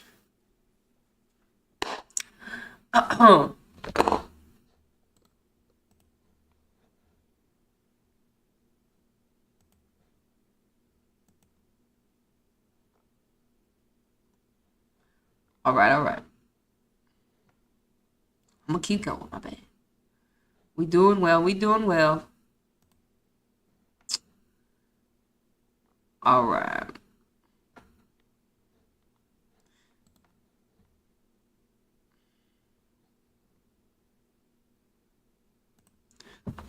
Team. Oh my goodness.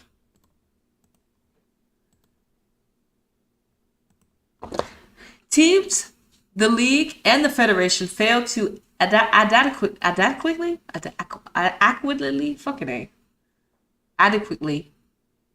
failed to adequately address reports and evidence of misconduct.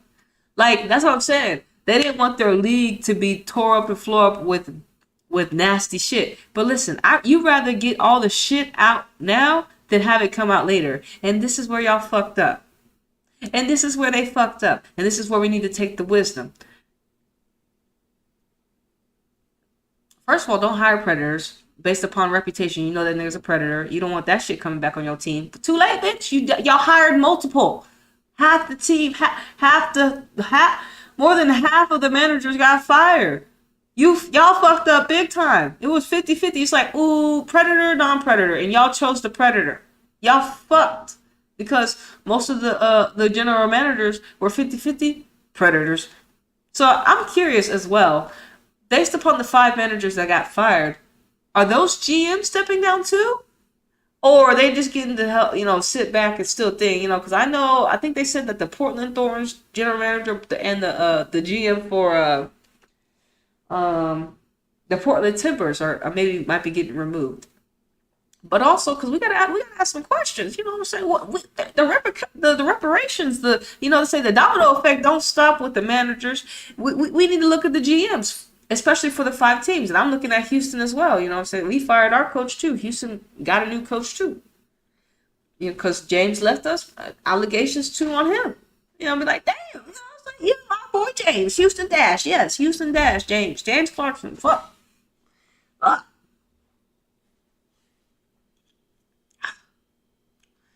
Players reportedly raised concern in anonymous player surveys and through direct complaints, but teams, the league, and the federation failed to adequately address reports and evidence of misconduct. They either minimized the reports claiming players were trying to kill the league, or that the coach was put in a bad position, or they ignored them entirely. So this is what the shadow government said. They're trying to kill the league. What do you mean? Like, why would they try to kill where they working, bitch? Like, that's their money. That's their income. That's how the shadow government play. Reverse psychology, gaslight. It's just like, what? Narcissistic. Or straight up ignore you. What the fuck? The Federation, all them niggas need to get fired. All them niggas is predators in my eyes nowadays. Like, nigga, so I'm sorry. It sucks because, we saw the USA soccer thrive. I started watching USA, I think a little bit after. I don't know if I watched them in the Summer Olympics, that 2012, but I know I was watching them. I kind of started watching them when they won. I started watching when Alice Morgan was pretty much, she had just came onto the scene. And Sydney LaRue, Abby Wambach, I was watching them tune in because I was still a young girl at that time. And I think that's when I started watching USA Soccer even a little bit more. Just the USA Soccer, though. I wasn't watching the league. I was just watching the USA. But I think that's when I started watching them. And they were successful. USA Soccer, USA Women were successful. Very successful. The ladies were good. And we already know behind the scenes when we do other things. But anyways. For example, Riley provoked a steady drumbeat of players and staff complaints of verbal and emotional abuse. Both his teams of the NWSL and USF and players' backlash against Holly was almost immediate at both Sky Blue and Louisville. When players complained in anonymous, NWSL solicited players' feedback surveys. The NWSL and USSF generally did nothing about them. Comments regarding their coaches were hardly ever provided to teams. A few investigations that occurred also failed to successfully root out misconduct.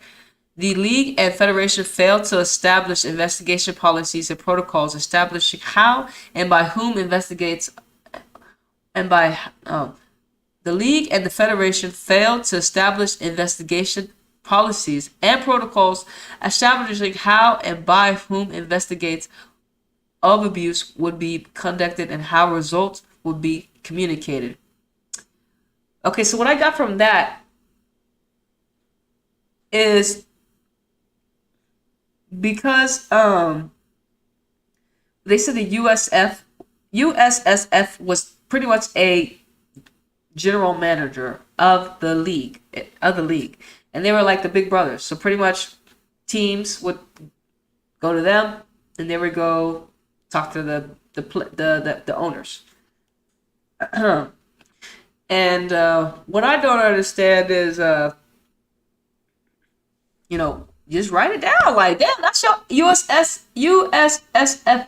All you had to do was write down the stuff also and start keeping like how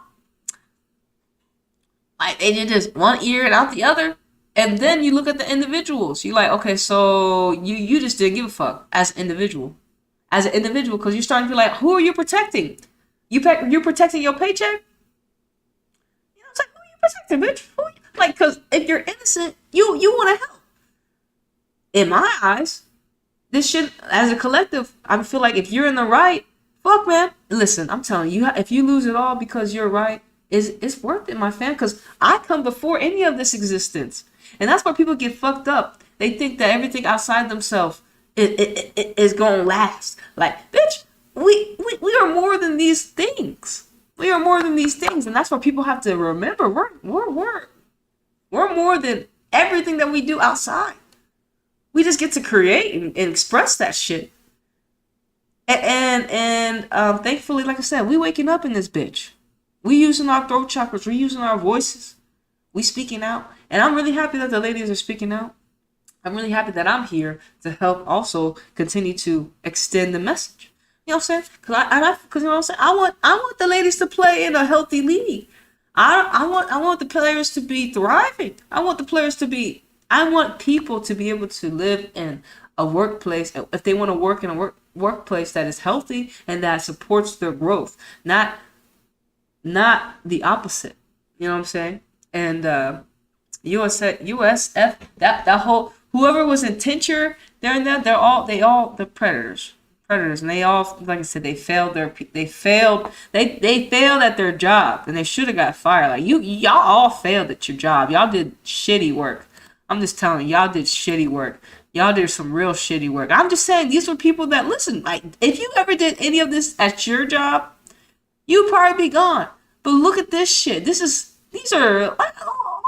shit. Look at this shit. And this is just one angle we're looking at. And this is just women's football we're talking about. And it sounds like this saying we're just talking about women's football, but it's just like 1%, not even 1%. You know what I'm saying? Of what the fuck goes on this planet of wickedness.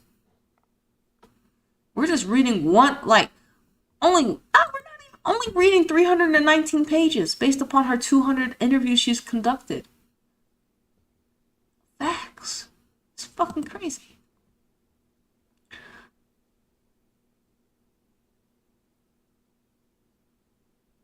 Oh, my bad. I forgot. I didn't scroll long.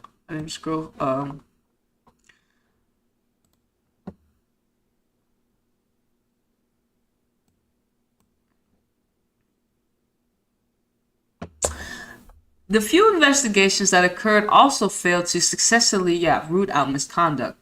The league and federation failed to establish investigation policies and protocols establishing that's right. So when the players came to pretty much USSF, they didn't even know, okay, so who's gonna go look into this? They didn't even have that set up. Like, really? Like, y'all could have hired someone. Y'all could have been like, all right, fuck, you know what I'm saying? We don't want to get involved. We don't want our hands to be dirty. But you wanted the league to thrive. You wanted the league to thrive, but you were going to put the players at risk for the league to thrive. The league can't thrive if the players are dying. And not dying, but and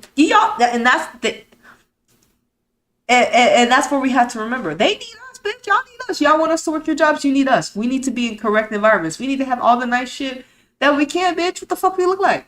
You know what I'm saying? What the fuck we look like? They want us to be working in like crazy ass conditions and think that, oh, we can't. Why aren't you being great? Well, bitch, I'm working in shitty conditions, bitch. I'm working in shitty conditions, shitty environments, ho. Ho? Do you understand? You want us to be successful? I need a healthier environment, ho.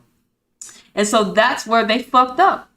And that's where we continue to remind, we got to continue to remind ourselves. They need us. Therefore, we need proper human rights, basic fucking fundamental shit, nigga. How you live? You got look at your house. We need everything that I have in my house, bitch. I need that in my workplace, ho. And then some, bitch, because you want me to work for you, bitch. You know what I'm saying? I'm not working towards my dreams. I'm working for someone else's dreams, bitch.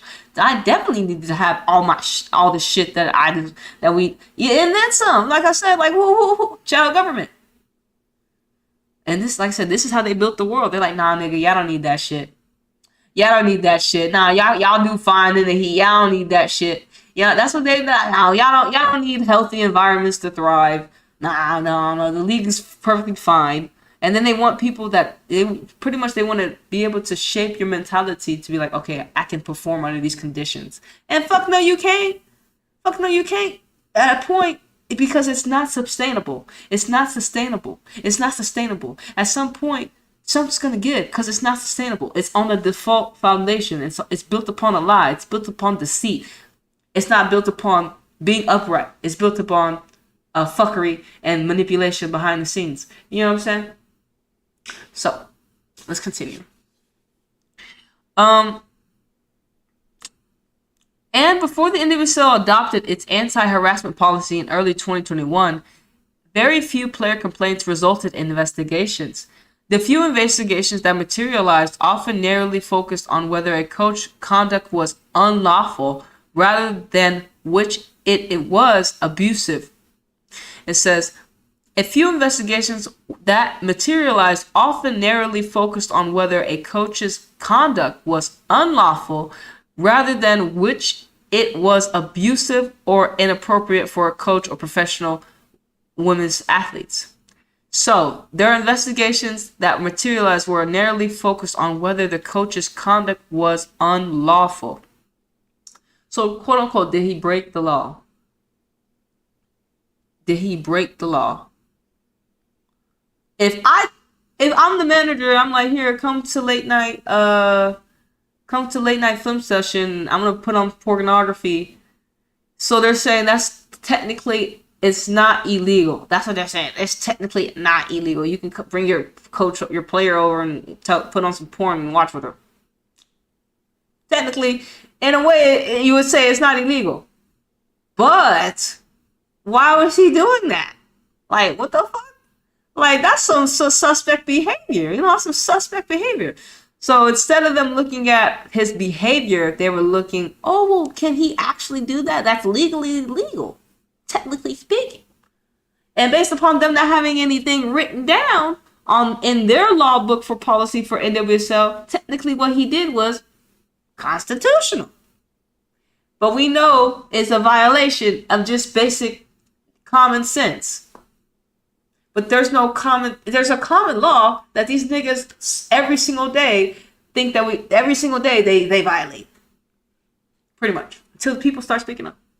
Until we start saying, hold on, nigga, I'm pretty sure you're, like, and you know what I'm saying? And all these rules and regulations are going to get, destroyed anyways, because the shit's faulty. But that's pretty much what I'm getting from that.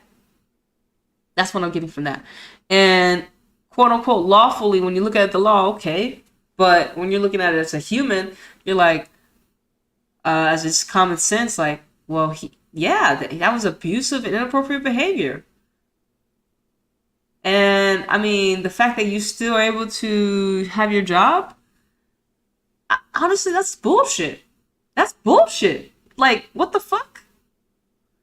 What the fuck? And that's the Matrix. I'm just like, damn. So I'll never do that in my work field, but I'll never be able to get in a position like these motherfuckers because I you know what I'm saying? Like, we would never think of doing that shit to people that we work with. We don't even think like that. But these people think like that. It's like, do I have to think like that to get in these positions? You think about their mentality. What brings you down these thought forms and feelings? Like, what brought you to that thought form or feeling? Huh?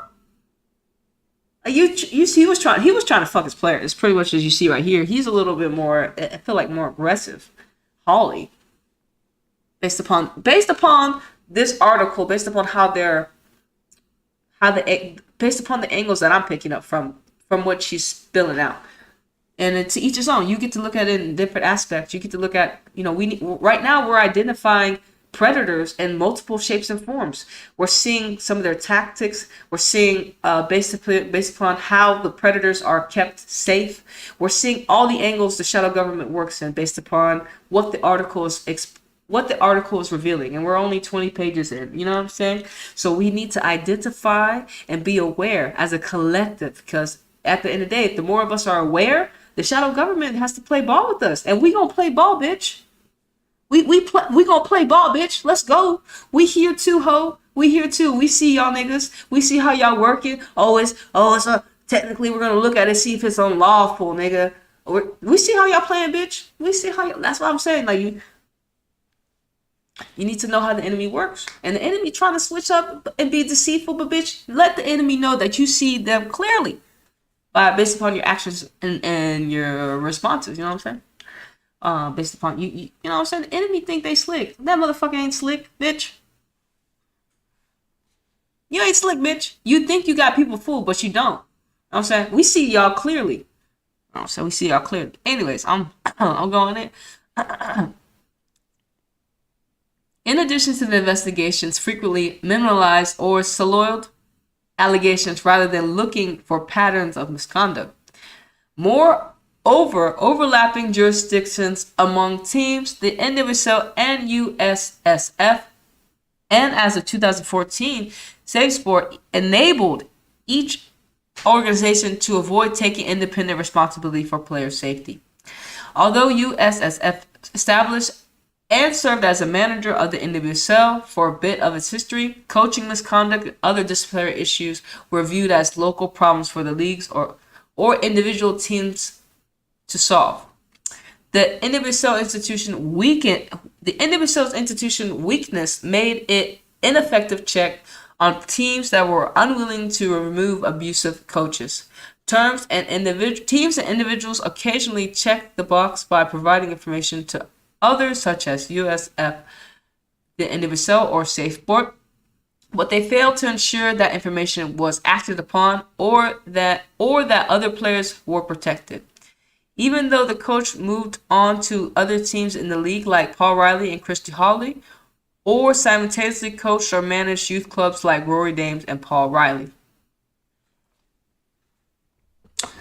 Yeah, that's scary. The fact that these guys have youth clubs, it's honestly scary. I'm just saying. Like we saw, that's scary shit. Like I hope all their parents pulled out their kids in this, because your kids say, and especially if you're the kid, you're like, and I know you probably if you're a kid, you don't know that your coach is a predator.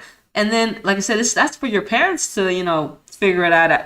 That's for your parents to do their research, shit like that as well. And now this is coming to light as the child gets older. Like, why did you still send me to a club where like that owner was a predator? Like, you know what I'm saying? I had a higher risk of being abused because your dumbass sent me to a school where a predator is organizing it. Because you didn't do your due diligence and look into where you're sending your children to. You just let your child go to the hands of the predator based upon reputation. Oh, my kid's going to learn more. This is the best coach in town. But yeah, your kid could get fucking assaulted.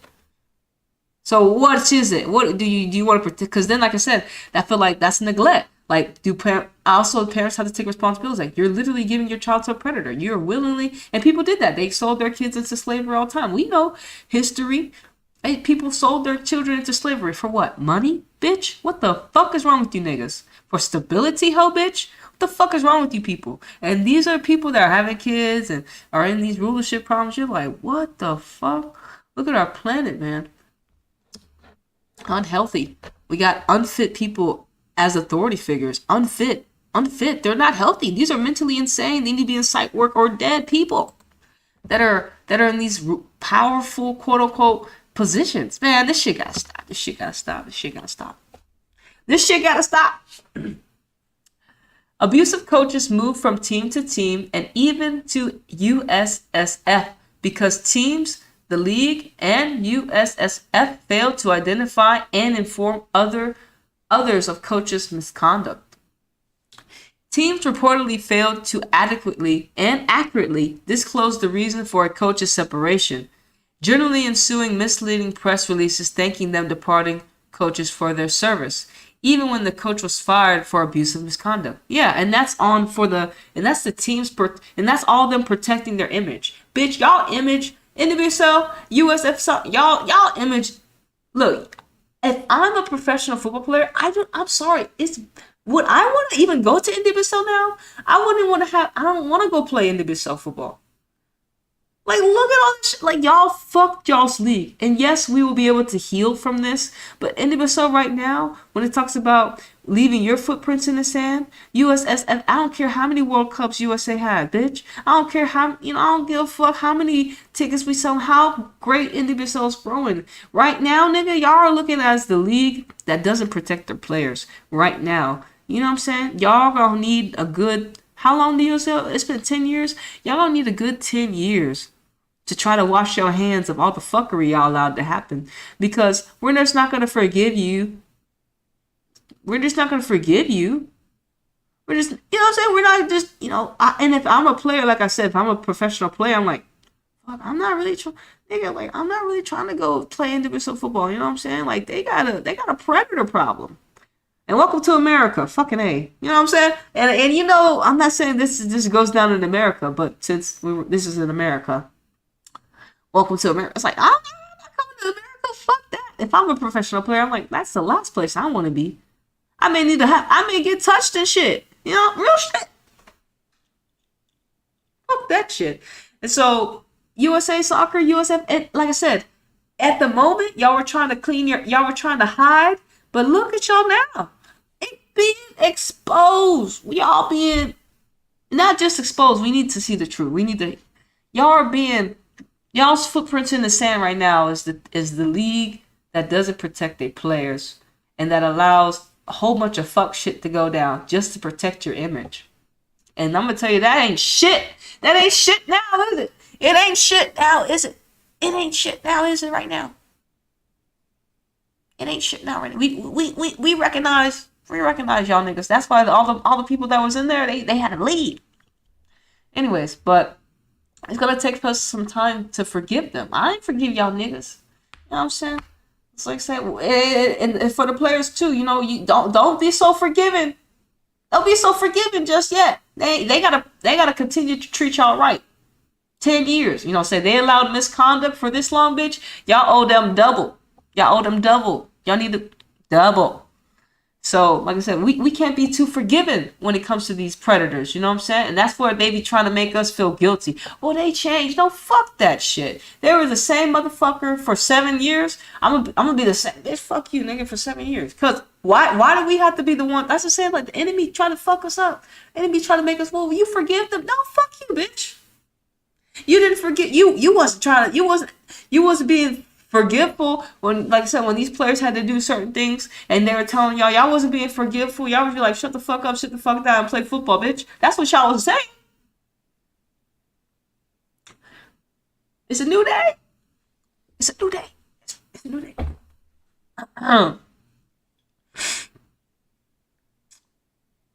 Teams, okay. We said they. That's what I got from that. Even where the federation and/or league was aware of the misconduct, it typically did nothing to correct the team's inaccurate description or minimize the coach's misconduct.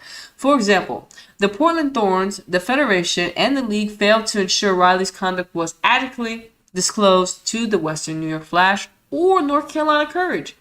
When the Courage reached out to Guletti regarding Riley in connection with their purchase of the team, Guletti simply referred the Courage to the Thorns, although he was informed of the Portland Thorns GM Wilkinson had told Western New York Flash that Riley was put in a bad position by the players. In general, teams, the NWSL and USSF appear to prioritize concerns of legal exposure to legitimize what the fuck? Hold on. In general, the teams, the NWSL and USSF appear to prioritize concerns of legal exposure to litigation. I don't fucking know. By coaches?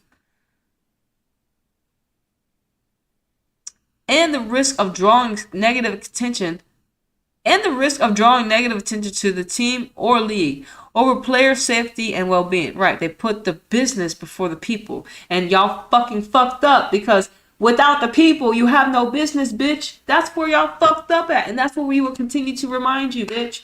We'll continue to remind you, bitch, if you have no employees that are listen, because it's gonna get to a point where people finally had a fucking enough.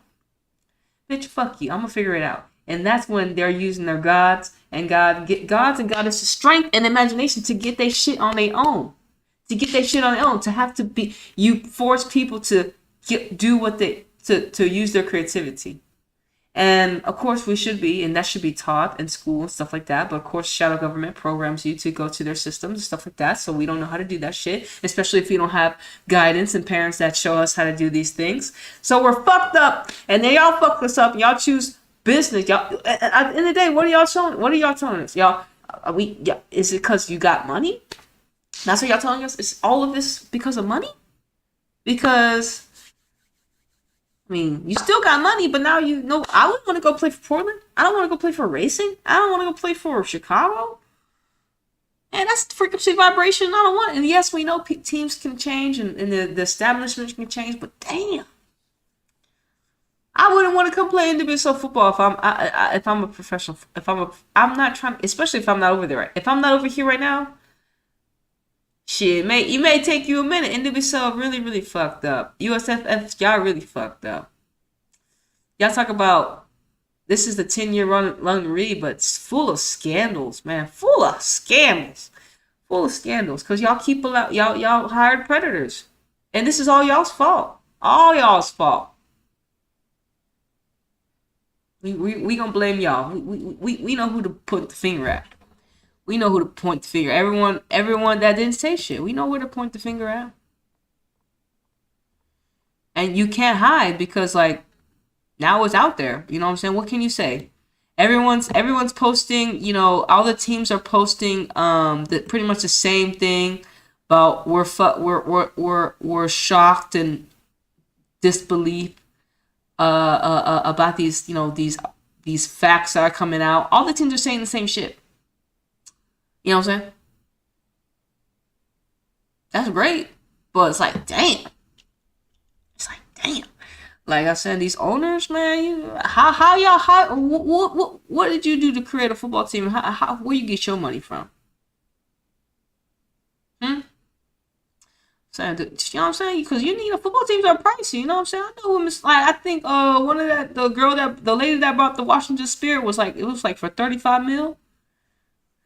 I don't got 35 mil sitting around. Like, so what you doing? What kind of line of work have you done to rack up 35 mil? What investments are you making? Let me find out. I need some 35 mil around here so I can create a healthier foundation, healthier football team when I won't hire predators. Bitch. Real shit, man. Real shit. In general. Okay, what we got? In general. The U.S. in general, the teams that U.S. In general, the teams that NWSL and SSF appear to prioritize. Okay, certain teams also cloaked information about coach misconduct in attorney-client privilege, non-disclosure agreements, and non-disbarment clauses. Like I said, so y'all had all this we can't say what he done, but y'all didn't have no anti-harassment shit, bitch. How y'all have, we ain't gonna say nothing if something goes down, but y'all don't have, if that something goes down, y'all don't have no policy in track. See how they work? So they had this, no. I mean, I'm not no lawyer expert, but I'm just saying, so y'all have one but not the other, so y'all can get in through the backside and be protected so you get in illegally because you don't have a law to protect the ladies, and you get out of it legally because you have a law to protect yourself. And that's how they work. We're reading how they got away with it. We're reading how they legally were able to abuse the players sexually, abusively, emotionally. We're reading it legally pretty much because none of them are arrested. And I bet you they still have their youth club. None of these guys are arrested. Did you see Paul Riley get arrested? Did you see Christy Hawley get arrested? Did you see Rory? No. All we just know about was what they did. Like I say, so that's illegally, and then they protect themselves legally, and that's fucked up, right? That's fucked up. That's some fucked up shit, man. That's a shadow government for you right there, 101. It's fucked up. That's fucked up. We reading that shit right here. That's what I got from that right there. This is what I got right here. Certain teams also cloaked, they called it, no, she said cloaked. Certain teams also cloaked information about coach misconduct in attorney-client privilege, non-disclosure agreements, and non-perishable clauses. For example, the Portland Thorns vigorously attempted to prevent our investigation from using the 2015 Thorns report, which had been in the USSF possession since 2015, on the grounds that it was protected by attorney-client privilege and common interest privilege, despite all evidence in the contrary. Similarly, even as it terminated Christy Hawley for clause, Louisville entered a mutual non-disclosure and non-disparagement agreement with Hawley. The teams insisted that the NDA prohibits anyone associated with the team, even former employees, speaking at all about Hawley's tensions with the team, including connections to the investigation. So, like, that's how you see it's shady. Racing, y'all made y'allself Portland. Y'all made yourself look so shitty. Y'all made y'allself Racing Louisville, yeah, and Portland and all the other teams. Y'all, especially them, y'all made yourselves look so shitty. I'm just telling y'all, I don't give a fuck how many. Honestly, at this moment, it's like, do we care who's gonna win the individual championship right now? Do we really care at this moment? I mean, because at the moment, I feel like we're winning off the scenes. I feel like it's like, damn. It's like, damn. It's like that, man. It's like that. Like, damn. We can't even enjoy our football. We're hearing all, we have, what the fuck? And I'm really happy that I'm reading this shit for, you know what I'm saying? Because I need to know. I want to know what she found out. I'm an observer, too. I want to know what she found out. What did she find out? She found out some stuff. And I guess we had to already know that the NWSL and the FFF, they were just protect. Did we already know that they were just covering their asses? But it's just like, you just thought the people were just going to be like, oh, for, like, no, what do you think? The people were just going to be like, what? What you thought, especially the people, but the players. You think the players have had enough? That's pretty. It's like the players, they using their throat chakras. Like I said, nowadays, like I said, since women's football is growing, they got huge platforms to express their opinions. And like I said, we got their back too. Like, I'm 100. Like I'm 100. Like, especially because I tune into NWSL as observer already. You know what I'm saying? We got y'all back. We got the ladies back. We got the boys back. If we hear some scandals about the boys, we gonna have they back too. Man, this is crazy. All right, man, I'm only on page 22. A culture of abuse, silence, and fear of retaliation prohibited this misconduct. The equality of certain kinds of sexist or demeaning remarks as tough coaching, normalizing verbal and emotional abuse. Overwhelming numbers of players, coaches, and USFF staff observe that women players are conditioned to accept and respond to abusive coaching behaviors as youth players. By the time they reach a professional level, many of them do not realize the conduct of abuse. Notably, Riley and Dames maintained their influence in elite youth soccer programs during their tenures as head coaches in the NWSL. Intimate relationships between coaches and adult players are also normalized. Some coaches like Riley, Dames, and Holly are married to former players. What? Hold on. Intimate relationships between coaches and adult players are also normalized. Some coaches like Riley, Dames, and Holly are married to former players. So that's their pipeline in. They married a player. And that their wife is like, that's fucked up, bro. I'm sorry, but like, and then you're cheating on your wives with your players? And she's just like, oh, well, good job winning the shield, honey. And he's like, I'm inviting her over to watch film. What, nigga? So this is that's a way in. So they married former players. So that's a sign. We find out. I'm not saying that everyone that married a former player is a predator, but that's a coinkydinky. They're all married to former players. Some are even married to former youth or college players. which desensitized the system about power imbalances. And what's up with these niggas trying to be women coaches? I'm just saying. And I'm not saying this abuse wouldn't happen if there are female coaches, but look at all the men. Look at all the men that got fired. Like, I'm just saying, why are y'all hiring men coaches for a female league? Make it make sense. Unless you want them to get like, wait, what? Yeah. Jeez, man. The league's failure to adopt an anti-fraternization policy in 2018 and its failure to educate players and coaches about it meant that many players, staff, and coaches did not know when certain relationships crossed the line, and many failed to recognize the impact of power imbalances can have on consent. And that's something that we all have. Like, that's something like I said, it's what's like in your work environment, like I said, especially if it's unwanted, that's a no-go. But if you're like, hey, so that's why, these, it's like, oh my goodness, getting tough, right? It's getting tough. But some of the incidents that we're seeing, you have to know, these are common sense. This is common sense. And like I said, if it's from a youth program, they've been programmed. They don't know no better. They've been programmed. And I'm gonna put up something that Teal Swan said, if I can find it, because this is just something that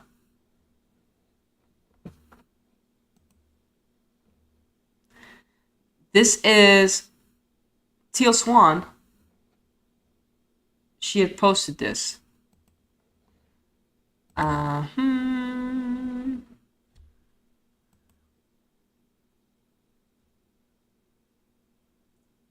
There she goes. I think it was at her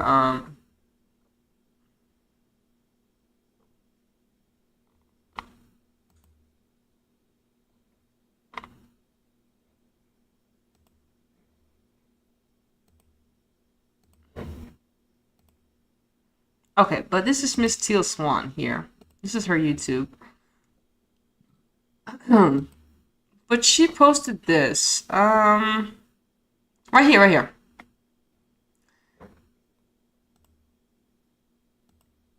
She said, I'm blown away by the sheer amount of emotional abuse that exists within our species, and even more blown away by the fact that much of it is I am blown away by the sheer amount of emotional abuse that exists within our species, and even more blown away by the fact that much of it is seen as normal by society. Normal is no measure of health. If you look back at history, normal parenting techniques included sitting children in deuce chairs, washing their mouths out with toxic soap, smacking them on the hand with rulers, whipping them with belts and paddles, and depriving them of dinner. Just wait to see how future human society views our practices today. And that's crazy. And that's not crazy, but it's just like, damn, like we thought, okay, I've been spanked. I've never had my hand like hit with a ruler, but I've been whipped, I've been spanked. I guess those same things, but I don't know if I've been deprived of dinner. Yeah. So look at this shit that we've been through. And she's just talking about parenting, and we're talking about. But look, that's just something I wanted to share with Teal Swan. So shout out to Teal Swan. You know what I'm saying? You can go check out her YouTube. She's already, she's Teal Swan. Yeah, let's continue. You know what I'm saying?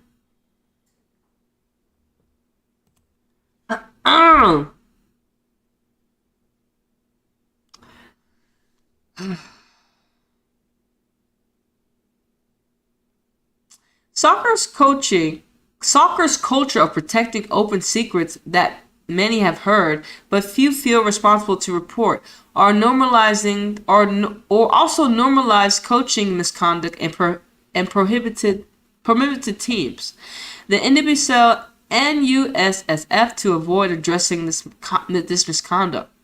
Although certain players dodgily reported misconduct, other players and staff were insisted to report because it was not their story to tell.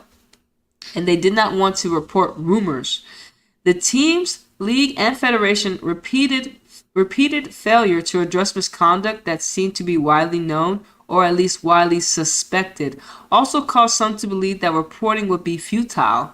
Many assistant coaches, front office staff, and others feared retaliation for coming forward, both in connection with their current roles as an opportunity they may have in the future. They feared the consequences that might have resulted from speaking their truth. That's pretty much their throat chakra is off. Their throat chakra is fucked up. Because that's why you can't trust. I'm saying you can't trust them, man. There are eliminations from a network that seemed to create professional and college soccer careers. Many expressed these concerns even in connection with their participation in this investigation. So people were like, is this going to come back on me? Am I going to get fired from my job? Are people going to, listen. You ain't did nothing wrong. You spoke your truth. You should know that 100%. After that, you shouldn't, what do you call it? They say? You shouldn't feel bad about, and like I said, if you have to lie to keep an opportunity, to keep a job, is that the job career you want? Like, come on, people. If you gotta, and I understand because we need stability and we need roofers over our head and we need food, stuff like that. But, you know what I'm saying? So it's a yin and a yang, man. It's like I said, it's your heart, it's your soul, it's your path. You walk it, not me. I'm not walking. You know what I'm saying? It's you. It's up to you. And I'm just an observer. You know what I'm saying? But this is what I'm getting for that. This is what I'm getting from that. People were like, well, could I lose opportunity if I speak my truth? Speak your fucking truth, man. Like I said, you gotta speak your truth. Fuck that shit. Fuck. We no longer not making it look bad.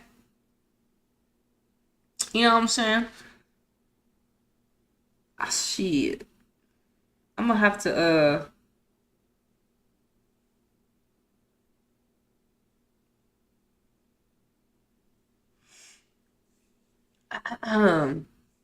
Players also reportedly insisted in the front office to keep the league afloat by protecting it from scandal, and were told to be grateful that they had an opportunity to play professional soccer at all. The threat of a team or league failure was acute and persistent. The Abusive was the third attempt to field a women's professional league. No fucking wonder. You know why? Because y'all got predators. The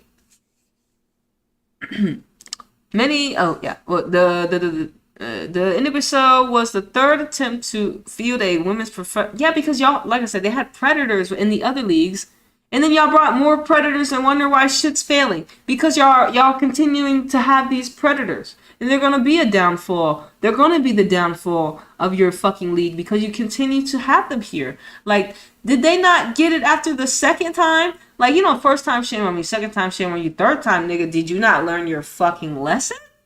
So you looking at these niggas, this is like, they didn't want it to be successful. They had, like I said, when she said it was systematic, you can see now. This is the systematic. It's the pipeline. You see how this league didn't work out, but we still have the same managers. Well, this league didn't work out, but we still have the same managers. This league didn't work out. Oh, but we're still gonna hire the same managers. See? That's what we got. That's what I'm seeing from that shit. That's what I get from this. I like to say the Abusive was the third attempt to field a women's professional league, and that was established with low capital requirements to ensure the league had 8 teams. Many teams seemed to be one bad season away from shuttering. Players reported being told by the federation leadership and certain team owners that the league was not commercially successful enough to warrant further financial investment. That the only way to ensure the league's survival was for the players to support the league. Yeah, that makes sense.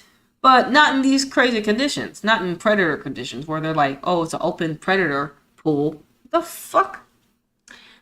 Players lacked job security and protection from retaliation, further chilling reports of misconduct. Against the backdrop of widespread misconduct, institutional failures, and individual inaction, a number of factors chilled players' reports of misconduct. As with any professional league, players simply wanted to play and sought to maximize their chances of being called up to the national team. They did not want to be seen as troublemakers. In addition, until the new collective bargaining agreement, about 75% of the players in the league earn less than $31,000 per year. Many lived in housing provided by their teams, and in some instances, some coaches served as both coach and general manager, or effectively did by virtue of the power of the club, solidifying further the power imbalances between coaches and players. The players who did not report misconduct or participate in investigations were often traded, met with skepticism or ridicule, or both. For example, players who voiced concern about dames were traded, in some cases unfavorably, following their complaints. Other players viewed those trades as retaliatory, or as do certain other players who were traded, which in turn caused them to hopefully speak more, because I would have been like, oh, you mad? You mad because I'm talking shit? You want to trade me? I'm still going to talk my shit. And hopefully my team supports me and backs me up. That's what they have to do, man. You got to use your throat shot. Stayed silent regarding their own concerns. Dames also reported jokingly about players' complaints, even about what? Dames also reportedly joked about players' complaints, even about the 2018 USSF investigation into his conduct, which chilled players coming forward. So he mocked them. That's narcissistic. That's a sociopath, demon. Talk about need to be 6 feet under. That's how they mocked them. He mocked them. That's fucked up, man. I would have been pissed. I would have been like, man, fuck this motherfucker. You go die in a hole. You know what I'm saying? Real shit. Real shit. Real shit. The real shit. Many players told us that even if they had felt safe reporting misconduct, they did not know how or where to make their report. Most teams did not have a human resource officers, and nor one that. So like I said, they said NWSL hella poor. They said NWSL hella poor, bro. Back in these days. But is being poor like? Excuse me.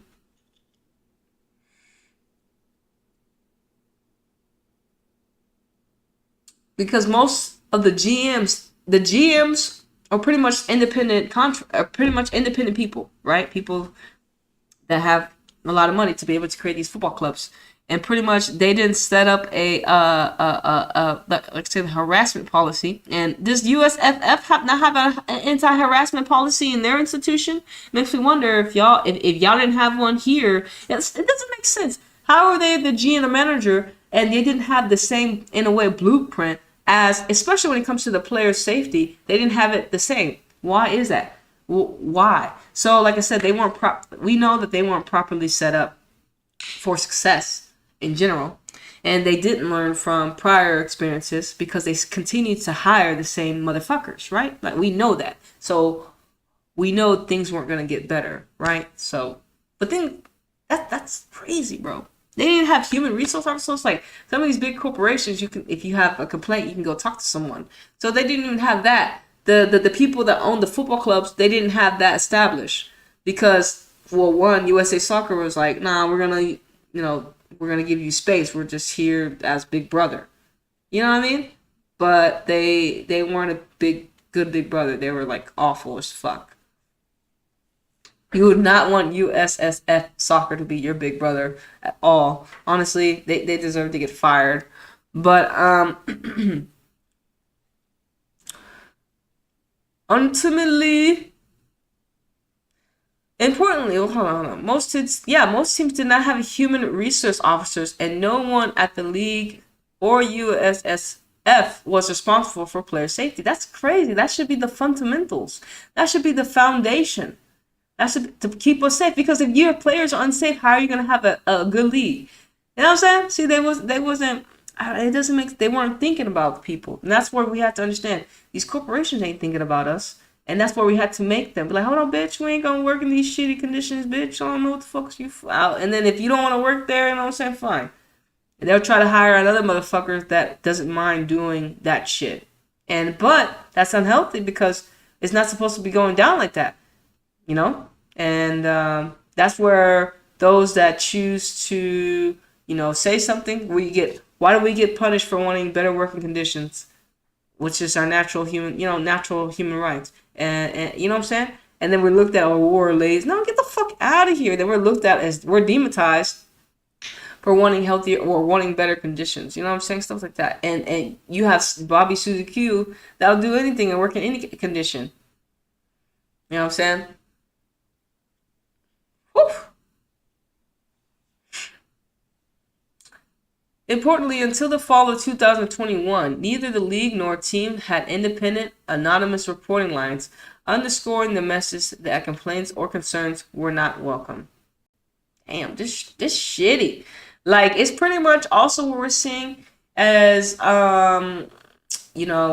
whoever's, we already know. We know, anyway, we know who set up this NWSL. The same niggas that set up the other one. The same niggas that set up the WPS are the same niggas that set up the other one. They all they did was transfer over. Now it's NWSL. But now the players are speaking up. Now there's actual journalists that are out here doing 200 and something investigations and meeting with resistance. But since they have the support of we're in the age of Aquarius, since they have the support of the collective, and now that we're wanting to, we want the truth to come out. Now that we want, we're hearing all these things and we want to know more. Like, hold on, what'd you say? Hold on, our ears are perked now. Hold on, we got y'all. Hold on, look, tweet. Facebook, Instagram, Twitter. Nigga, we got y'all. Oh, that shit done retweeted like 1 million times. You know what I'm saying? Real shit. That's how it's working. I think these niggas what can they do now? They can't. Whoa. They can't censor all of us. They can't censor all of us, bitch. You can't censor the whole world, bitch. And so something that I think a lot of truth tellers say, or just in general, listen, the truth is being told more than the lie, and that's what we're living in. Instead of the lie being told more than the truth is being told, and we all telling it, all our angles. We telling it. We try to tell it. We try to tell every angle. We try to help. We telling truth at the truth, because we want the truth. We don't want to be lied to no more. We don't want to be deceived no more. You know what I'm saying? We already had that shit. We saw how that shit worked out for us. Look at us right now. We want the truth now. We want, even if it is a hard pill to swallow, even if it is some fucked up shit to read, we want the truth, because we're having to purge. We're having to purge the shadow of especially in America, but just in general, the whole world. We're having to purge our toxic, negative, abusive, emotional tendencies. We're having to purge that shit. It has to go. It can't go to the next way of living. It can't go to the world that we want to live in if we have all these things within us. And just in general, we have to purge these things out. And with purging is firing. People need to be replaced, because they either don't want to, heal themselves and change, and they've showed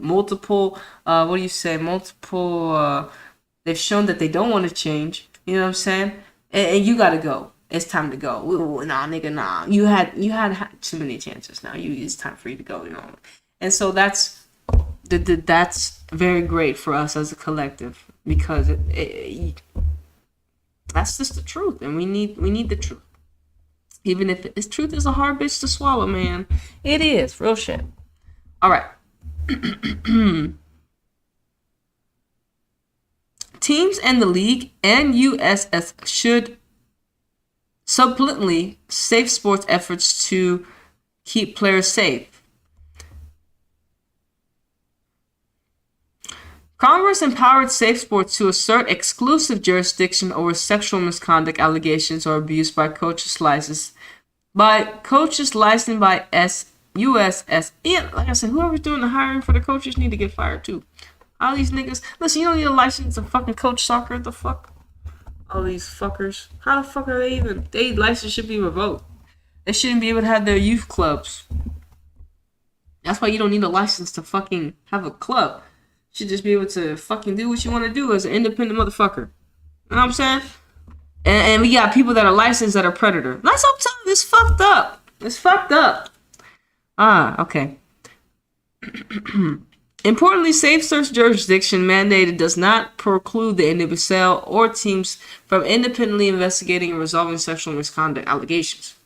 Many in the individual environment wrongly believe safe sport applies only to youth players, and few reported misconduct allegations to safe sport. Moreover, safe sport is not sufficiently resourced to expeditiously investigate the resolve sexual misconduct allegations involving federalized licensed coaches in the league. There has also been no understanding that which safe search has itself promulgated that USS either need not or cannot act once safe search has exercised exclusive jurisdiction. If safe search jurisdiction, USSF faces barriers to independently investigate and unilaterally prohibit offenders from coaching, even where it determines the coach's behavior is disqualifying. But the Federation can do more in sexual misconduct investigations. USSF anti-abuse efforts historically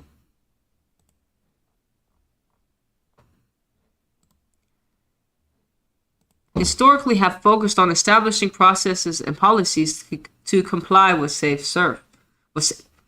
sport, rather than broader question on how to eliminate abusive coaches.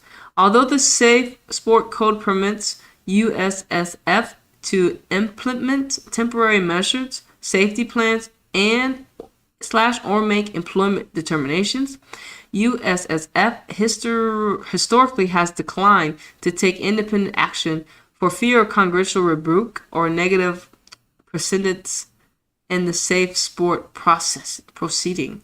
The fuck? All I hear is a bunch of bullshit.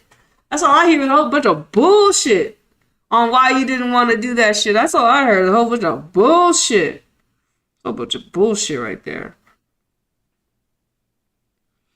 A whole bunch of bullshit. I don't know what?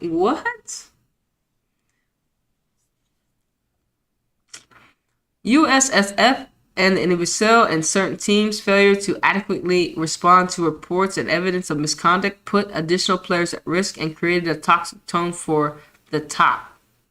The individual and USSF failed to adequately respond to player complaints, they created the impression that certain type of misconducts were acceptable. In doing so, they did not only fail to address reported misconduct, they left other players who could be future victims at risk. Moreover, inadequate discipline for coaching misconduct emboldened offenders and created opportunities for retaliation. Exactly. You gave them I got away with it. Oh yeah, they didn't do nothing to me. Oh shit, I can keep. Yep. That's common sense. That's common sense right there. That's common sense.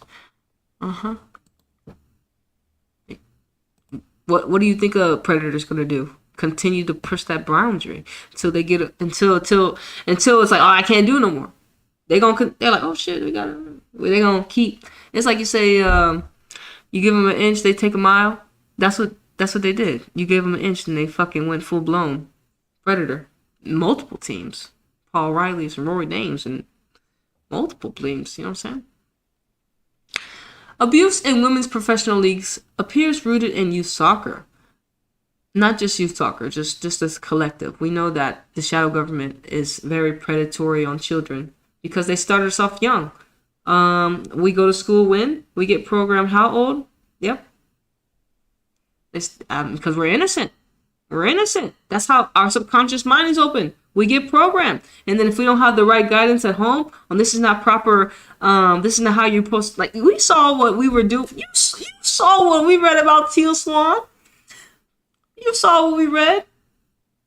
If we were if that was happening in schools, this type of abuse was happening in schools, and isn't it a form of abuse? I've been spanked, I've been whipped, I've been hit, you know what I'm saying? It's just a form of abuse. They say if it didn't leave a mark, it doesn't count.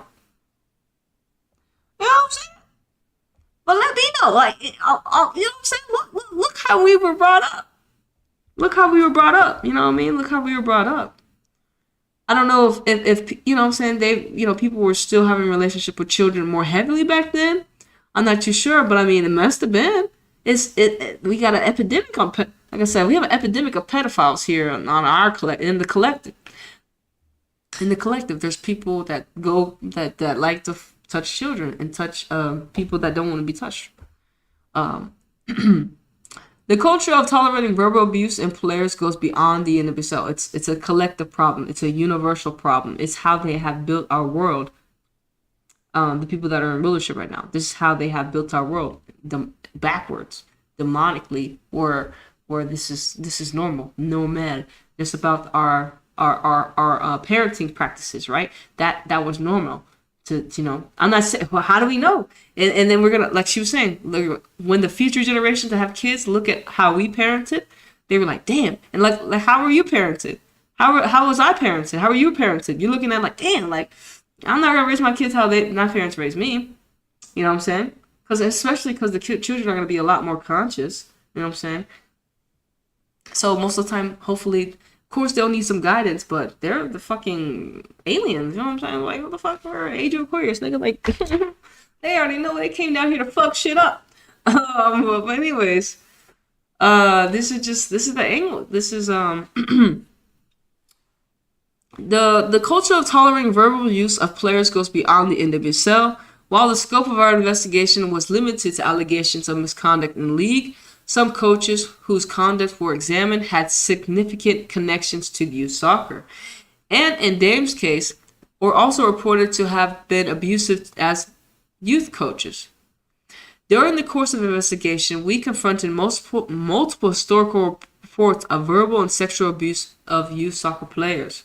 Players also told us that their experiences of verbal abuse and blurred relationships with coaches and youth clubs and youth soccer impacted their ability to discern what was out of bounds in the NWSL. Yeah, so we gotta set boundaries with each other. We gotta have boundaries, and especially with children. Especially like you should know. That's common sense. If that ain't your child, even still, it's different when it's a parent, because it's like you created that baby, and we don't want any children to be abused. But if it's I don't know you know what I'm saying? Especially if y'all not related, you're still a stranger danger. You can't just trust all these people out here. Like I said, I work with a lot of children, and so stranger danger. I'm still a stranger.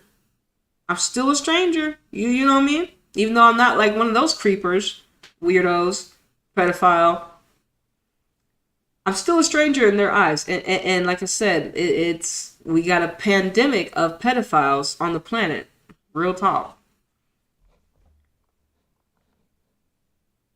Recommendations.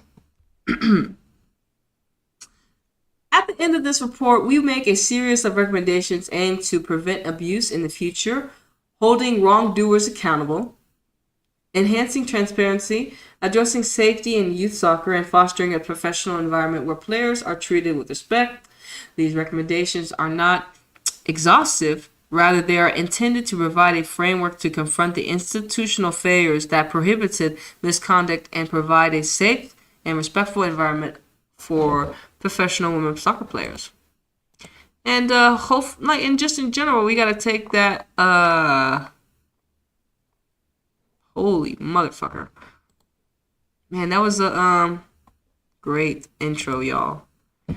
That was a great intro. That was a great intro to this segment.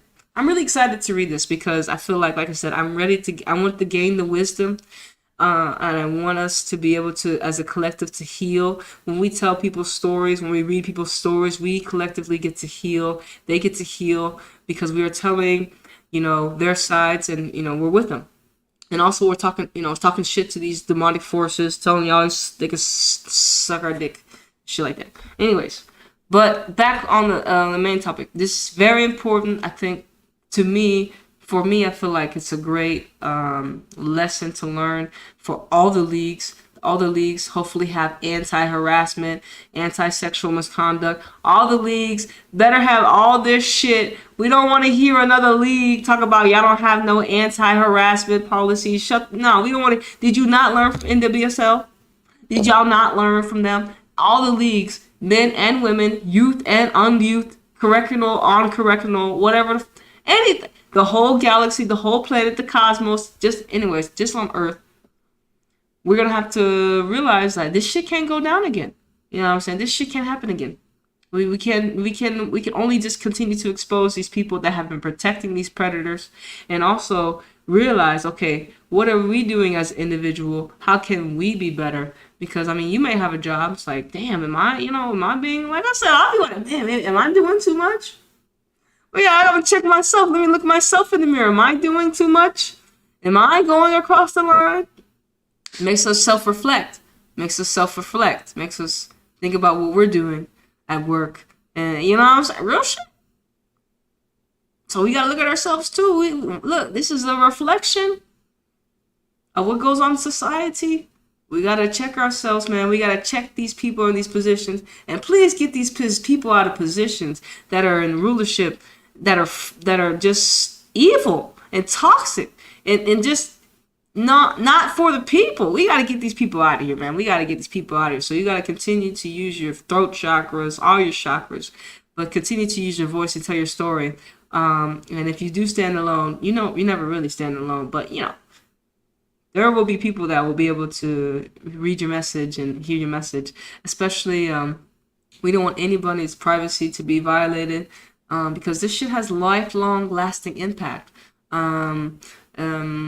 Based upon what you look at the collective. Look at the collective, how you just look at the world we live in. This has lifelong impact. And it's going to take a minute for us all to heal, not just based upon these type of